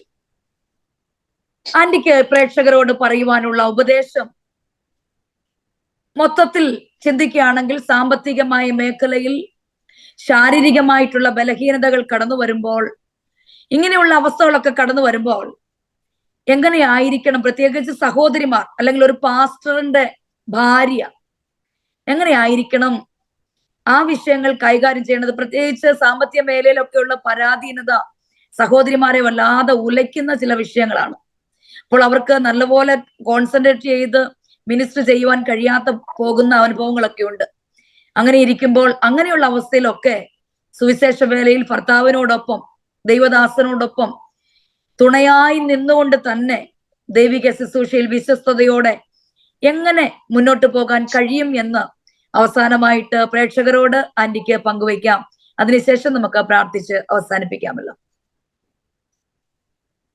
സുവിശേഷ വേലയില് എല്ലാ നിലയിലും നമ്മൾ നിയന്ത്രിതമായിട്ട് നമ്മൾ മുൻപോട്ട് കൊണ്ടുപോകാൻ നമ്മൾ പ്രാപ്തരാകണം. എന്ന് പറഞ്ഞാൽ നമ്മൾക്ക് ലഭിക്കുന്ന ആ അവസരങ്ങൾ, അത് ഏത് നിലയിലായിരുന്നാലും അത് വളരെ ശ്രദ്ധയോടുകൂടെ നമ്മൾ ലഭിക്കുന്നതായിട്ടുള്ള പണമായിരുന്നാലും നമുക്ക് ലഭിക്കുന്ന സമയമായിരുന്നാലും എന്തും നമ്മൾ വളരെ ശ്രദ്ധയോടുകൂടെ ചിട്ടയോടുകൂടെ നമ്മളത് മുൻപോട്ട് കൊണ്ടുപോയെങ്കിൽ നമ്മൾക്ക് വിജയപ്രദമായി ചെയ്യുവാൻ സാധിക്കും. നമുക്ക് ഇപ്പോൾ പാസ്റ്റർമാര് ഒക്കെ ആയിരിക്കുന്ന സമയത്ത് ചിലപ്പോൾ ഒത്തിരി ധാരാളമായിട്ട് ചിലപ്പോൾ കൈ ലഭിച്ചില്ലെന്ന് വരും. എന്നാൽ ലഭിക്കുന്നത് കൊണ്ട് നമ്മൾ ആ കാര്യങ്ങൾ ചെയ്യുവാനുള്ള ഒരു അങ്ങനെയുള്ളൊരു പ്രാപ്തി നമ്മൾ കൈവശമാക്കും. ചുമ്മാതെ കിട്ടുന്നുണ്ടേ അങ്ങോട്ടും ഇങ്ങോട്ടും ഒക്കെ കുറെ അങ്ങോട്ട് ചെലവാക്കി കുറെ ഇങ്ങോട്ട് ചെലവാക്കി അങ്ങനെ ചെയ്താൽ ഒരിക്കലും നമുക്ക് ആ ഒരു മാസങ്ങൾ ഇങ്ങനെ ചെലവഴിക്കുവാനായിട്ട് പറ്റും. എന്നാൽ ഒരു കാര്യം എനിക്ക് നിശ്ചയമാണ്, നമ്മൾ ദൈവമക്കളും ദൈവത്തിന് വേണ്ടി സമർപ്പിക്കപ്പെട്ടവരുമാണെങ്കിൽ നമ്മുടെ ആവശ്യങ്ങളെല്ലാം നടത്തി തരുന്നവനാ ദൈവം. അതുകൊണ്ട് പ്രാർത്ഥനയോടുകൂടെ നമ്മുടെ ഓരോ ആവശ്യങ്ങളും ദൈവത്തോട് അറിയിക്കുക. എനിക്കറിയാം, ഓരോ മാസവും ഓരോ നമ്മൾ കൈകാര്യം ചെയ്യുമ്പോൾ ചിലപ്പോൾ കയ്യിലൊന്നും ഇല്ലാതെ വരും. ആ സമയത്ത് പ്രാർത്ഥിക്കും, കർത്താവേ കയ്യിലുള്ളതെല്ലാം തീർന്നു, ഇനി നടത്തേണ്ടത് നിന്റെ കാര്യമാണ്, അതുകൊണ്ട് ആവശ്യം നിവർത്തിച്ചു തരണമേ എന്ന് നമ്മൾ ആത്മാർത്ഥമായി പ്രാർത്ഥിക്കുന്നെങ്കിൽ നമ്മുടെ ഒരു ചെറിയ കാര്യം പോലും ദൈവം നടത്തി തരുന്നവനാണെന്ന് എൻ്റെ അനുഭവത്തിലൂടെ പറയാനായിട്ട്. വളരെ വളരെ ആവശ്യം ഏറിയ അവസരങ്ങളിലും ദൈവത്തോട് അറിയിക്കുമ്പോൾ ആവശ്യങ്ങൾ നിവർത്തിച്ചു തരുന്നത് എനിക്ക് അനുഭവമാക്കുവാനായിട്ട് സാധിച്ചു. അതിൻ്റെ പ്രധാന കാരണം, ഞാൻ ബൈബിൾ സ്കൂളിൽ പഠിച്ചുകൊണ്ടിരുന്ന സമയത്ത് ദൈവം എന്നോട് പറഞ്ഞത്, കർത്താവിന് വേണ്ടി കൊടുക്കുമ്പോൾ അത് ധാരാളമായി ദൈവം നിങ്ങളെ അനുഗ്രഹിക്കും. ഞാൻ 4 വർഷം അവിടെ പഠിച്ചപ്പോൾ ഞാൻ പഠിക്കുന്ന ഒരു സ്റ്റുഡന്റ് ആയാലും ദശാംശം മാറ്റി കർത്താവിന് വേണ്ടി കൊടുക്കുമായിരുന്നു. അന്ന് പെന്തക്കോസ്തിലൊന്നും വന്നിട്ടില്ലെങ്കിൽ തന്നെയും ആ ദശാംശത്തിന്റെ ആലോചന ദൈവം എന്നോട് പറഞ്ഞു. അതുകൊണ്ട് അന്ന് മുതലേ ഞാൻ ചെയ്യുമായിരുന്നു. കർത്താവിന്റെ വേലയിലായിരുന്നപ്പോഴും ഇവിടെ ആയിരുന്നപ്പോഴും ഇന്നും അതില് നമുക്ക് ലഭിക്കുന്നതിലുപരി ചിലപ്പോൾ ദൈവം പറയുക ഇന്നടത്ത് ഇത്ര രൂപ അല്ലെങ്കിൽ ഇത്ര പൈസ അവർക്ക് കൊടുക്കുക എന്ന് പറയുമ്പോൾ നമ്മൾക്കൊരു ആലോചന ലഭിക്കുമ്പോൾ നമ്മളത് നമ്മുടെ കയ്യിലില്ലെങ്കിൽ നമ്മളത് കൊടുക്കുമ്പോൾ അടുത്ത നിമിഷത്തിൽ തന്നെ അതിലുപരിയായി നൽകിത്തരാൻ ദൈവം വിശ്വസ്തനാണെന്ന് എൻ്റെ അനുഭവത്തോട് ചേർന്ന് എനിക്ക് പറയാൻ തക്കവണ്ണം കഴിയും. നമ്മൾ കർത്താവിന് വേണ്ടി കൊടുക്കുവാൻ നമ്മൾ സന്നദ്ധരാണ്. നമുക്ക് ലഭിക്കുന്നതിൽ നിന്ന് നമുക്ക് തന്നെ നമുക്ക് വളരെ ചുരുക്കമായിട്ടാണ് ലഭിക്കുന്നെങ്കിലും നമുക്ക് തന്നെ അത് ഉപയോഗിക്കുകയല്ല, മറ്റുള്ളവരുടെ ആവശ്യങ്ങൾ നമ്മൾ സഹായിച്ചു കഴിയുമ്പോൾ ദൈവം നമ്മളുടെ ആവശ്യങ്ങൾ നമ്മളെ സഹായിക്കുവാനായിട്ട് കൊടുപ്പീൻ എന്നാൽ നിങ്ങൾക്ക് കിട്ടും എന്നുള്ളത് വാസ്തവമായി അതൊരു നല്ല ഒരു അനുഭവം. എൻ്റെ കഴിഞ്ഞ നാളുകളിലുള്ള ഒത്തിരി അനുഭവങ്ങളിൽ കൂടെ എനിക്കത് അനുഭവമാക്കുക. ഇന്നും അങ്ങനെ തന്നെ ദൈവം നടത്തുന്നുണ്ട്. എല്ലാം മുഴുവൻ കണ്ടുകൊണ്ടല്ല ഓരോ ദിവസവും മുൻപോട്ട് പോകുന്നു. ഒരു മാസത്തേക്കുള്ള ആവശ്യം എല്ലാം എൻ്റെ കയ്യിലുണ്ടോ എന്നുള്ളത് നോക്കിയല്ല കാര്യം നടത്തുന്നു. പക്ഷേ ഓരോ ദിവസവും നമ്മൾ കർത്താവ് പറയുന്ന പോലെ ചെയ്തു കഴിയുമ്പോൾ ഓരോ ദിവസത്തെ ആവശ്യങ്ങളും ദൈവം നടത്തും. അത് ഞാൻ ഒരു കുടുംബത്തിലെ ആവശ്യം മാത്രമല്ല, സ്ഥാപനത്തോടുള്ള ബന്ധത്തിൽ നിൽക്കുമ്പോൾ എനിക്കറിയാം സ്ഥാപനത്തിന്റെ ആവശ്യങ്ങളായിരുന്നാലും സഭയുടെ ആവശ്യമായിരുന്നാലും എല്ലാം ഓരോ ആവശ്യങ്ങളും നമ്മൾ ആത്മാർത്ഥമായി ദൈവസന്നിധിയിൽ അങ്ങോട്ട് സമർപ്പിച്ചു കഴിയുമ്പോൾ ദൈവം അത് യുക്തമായി ഇത് കാണുവാനായിട്ട് ഇടയായിട്ടുണ്ട്. അതുകൊണ്ട് നമ്മൾക്ക് മാനേജ്മെന്റ് പഠിക്കണമെന്നില്ല, നമ്മളെ ദൈവം പഠിപ്പിച്ചോളൂ. ആ മാനേജ്മെന്റ് നമ്മൾ എങ്ങനെയാണ് ഒരു കുടുംബത്തിലെ ഒരു സഭയിലെ നമ്മുടെ ഫൈനാൻഷ്യലായിരുന്നാലും എല്ലാം നമ്മൾ മുൻപോട്ട് കൊണ്ടുപോകണം എന്നുള്ള ഒരു നല്ല ടീച്ചിങ് ദൈവം തന്നെ നമുക്ക് നൽകി തരും. അതിനുവേണ്ടി നമ്മൾ ഈൽഡ് ചെയ്ത് കൊടുക്കുക, നമ്മളെ തന്നെ സമർപ്പിച്ചു കൊടുക്കുക. അപ്പോൾ അത് നമുക്ക് സാധിക്കുക. Praise the Lord. വളരെ അനുഭവത്തിലൂടെയും വളരെ പക്വതയോടെയും അറിവോടുകൂടെയും വിലപ്പെട്ട അനുഭവങ്ങളും അറിവുകളും നമുക്ക് വേണ്ടി പ്രിയ മോളി ആന്റി പകർന്നു തരുവാനിടയായി തീർന്നു. അവസാനമായിട്ട് എനിക്ക് ഒരു വാക്ക് പ്രിയ ആന്റിയിൽ നിന്ന് കേട്ടതിന്റെ അടിസ്ഥാനത്തിൽ പറയുവാനുള്ളത്, പ്രത്യേകിച്ച് സുവിശേഷ വേലയിൽ സമർപ്പിക്കപ്പെട്ട് കടന്നു വന്നിരിക്കുന്ന ദൈവദാസിമാരോടായിട്ട് പറയാനുള്ളത്, നിങ്ങളുടെ ജീവിതത്തിൽ പല പ്രശ്നങ്ങൾ കടന്നു വരും. സാമ്പത്തിക ബുദ്ധിമുട്ടുകൾ, കുഞ്ഞുങ്ങൾ രോഗികളായി തീരുമ്പോൾ, ചിലപ്പോൾ ഭർത്താക്കന്മാർ ദൈവദാസന്മാർ കൂടെ ഇല്ലാതിരിക്കുമ്പോഴൊക്കെ ചിലപ്പോൾ ബുദ്ധിമുട്ടുകളൊക്കെ അനുഭവിക്കേണ്ടതായിട്ട് വരും. പക്ഷേ ദൈവിക സഖിത്വമാണ് നിങ്ങൾക്ക് അത്യന്താപേക്ഷിതം. ദൈവിക സഖിത്വം നിങ്ങളോട് കൂടെ ഉണ്ടെങ്കിൽ നിങ്ങൾ ദുഃഖിതരായി തീരേണ്ട ആവശ്യമില്ല. അതുകൊണ്ട് ദൈവത്തെ കൂടെ നിർത്തുന്നതിൽ വളരെ ശ്രദ്ധയോടുകൂടെ ആയിരിക്കുക. പ്രിയ ആന്റിയിലൂടെ വിലപ്പെട്ട അറിവുകൾ നമുക്ക് ലഭിക്കാനിടയായി തീർന്നല്ലോ. അവസാനമായി നിങ്ങൾക്കായി കർത്താവിന്റെ ദാസി പ്രാർത്ഥിക്കുന്നതായിരിക്കും. അനേക സത്യങ്ങൾ നമുക്ക് കേൾക്കുവാനിടയായി തീർന്നു. ഇതെല്ലാം വൃഥാവായി പോകുകയില്ല. നിങ്ങളുടെ ശുശ്രൂഷയ്ക്ക് ഇത് മുതൽക്കൂട്ടായി തീരും എന്നുള്ളത് ഞാൻ പൂർണ്ണമായിട്ട് വിശ്വസിക്കുകയാണ്. അതുകൊണ്ട് ഇനിയും അനേക അനുഭവങ്ങളിലൂടെ നമുക്ക് മുന്നോട്ട് പോകാം. ദൈവത്തെ നമ്മുടെ മുന്നിൽ നിർത്താം. ദൈവം നമ്മെ സഹായിക്കുമാറാകട്ടെ. കർത്താവിന്റെ ദാസി എല്ലാവർക്കുമായി പ്രാർത്ഥിച്ചാലും. നല്ല ദൈവമേ, സ്വർഗീയ പിതാവേ, ഞങ്ങൾ അങ്ങേ സ്തുതിക്കുന്നു, സ്തോത്രം ചെയ്യുന്നു. ഇന്ന് കർത്താവെ ഞങ്ങൾക്ക് തന്ന വിലയേറിയ അവസരത്തിനായി നന്ദിയോടെ സ്തോത്രം. പല കാര്യങ്ങളും ഞങ്ങൾക്ക് ഷെയർ ചെയ്യുവാൻ ഇടയായി തീർന്നു. ഇന്ന് ഞങ്ങളെ ശ്രദ്ധിച്ചതായിട്ടുള്ള വ്യക്തി ജീവിതങ്ങള് ഇനി ശ്രദ്ധിക്കുവാനിരിക്കുന്ന ഓരോ വ്യക്തി ജീവിതങ്ങൾക്കും വളരെ അനുഗ്രഹമായിരിക്കാൻ, അവരുടെ സുവിശേഷ പ്രവർത്തനങ്ങളിൽ അത് വളരെ മുതൽക്കൂട്ടായി തീരുവാൻ കാരണമായി തീരണമേ എന്ന് ഞങ്ങൾ നിന്നോട് പ്രാർത്ഥിക്കുന്നു. ഇത് ഞങ്ങൾക്ക് തന്ന നല്ല അവസരത്തിനായി സ്തോത്രം. ഇൻസിക്കായി പ്രാർത്ഥിക്കുന്നു. കർത്താവ് ആ കുടുംബത്തെ അനുഗ്രഹിക്കണേ. അവരിൽ കൂടെ ചെയ്യുന്ന പ്രവർത്തനങ്ങളെ ദൈവം ധാരാളമായിട്ട് അനുഗ്രഹിക്കുമാറാകണമെന്ന് പ്രാർത്ഥിക്കുന്നു. കരങ്ങളിലേക്ക് സമ്പൂർണമായി സമർപ്പിക്കുന്നു. തിരുനാമം ഞങ്ങൾക്കൂടെ മഹത്വം എടുക്കണമേ. യേശു ക്രിസ്തുവിന്റെ നാമത്തിൽ തന്നെ. ആമേൻ. അമേൻ അമേൻ.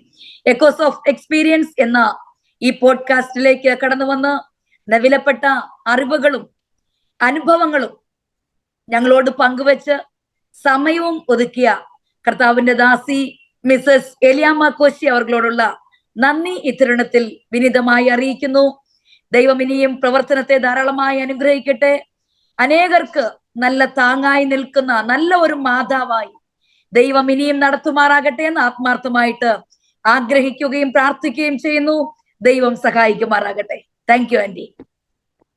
Thank you Binsy. ഈ അവസരം ഒരുക്കിയതിന് വളരെ നന്ദി. എക്കോസ് ഓഫ് എക്സ്പീരിയൻസ് എന്ന ഈ പ്രോഗ്രാം ഇവിടെ അവസാനിക്കുന്നില്ല. തുടർന്നും അനേക അനുഭവങ്ങളുമായി ദൈവദാസിമാർ നമ്മോടൊപ്പം കടന്നു വരുന്നതായിരിക്കും. അത് നമ്മുടെ ജീവിതത്തിൽ അനുഗ്രഹമായി തീരുവാൻ ദൈവം നമ്മെ എല്ലാവരെയും സഹായിക്കുമാറാകട്ടെ. ആമേൻ.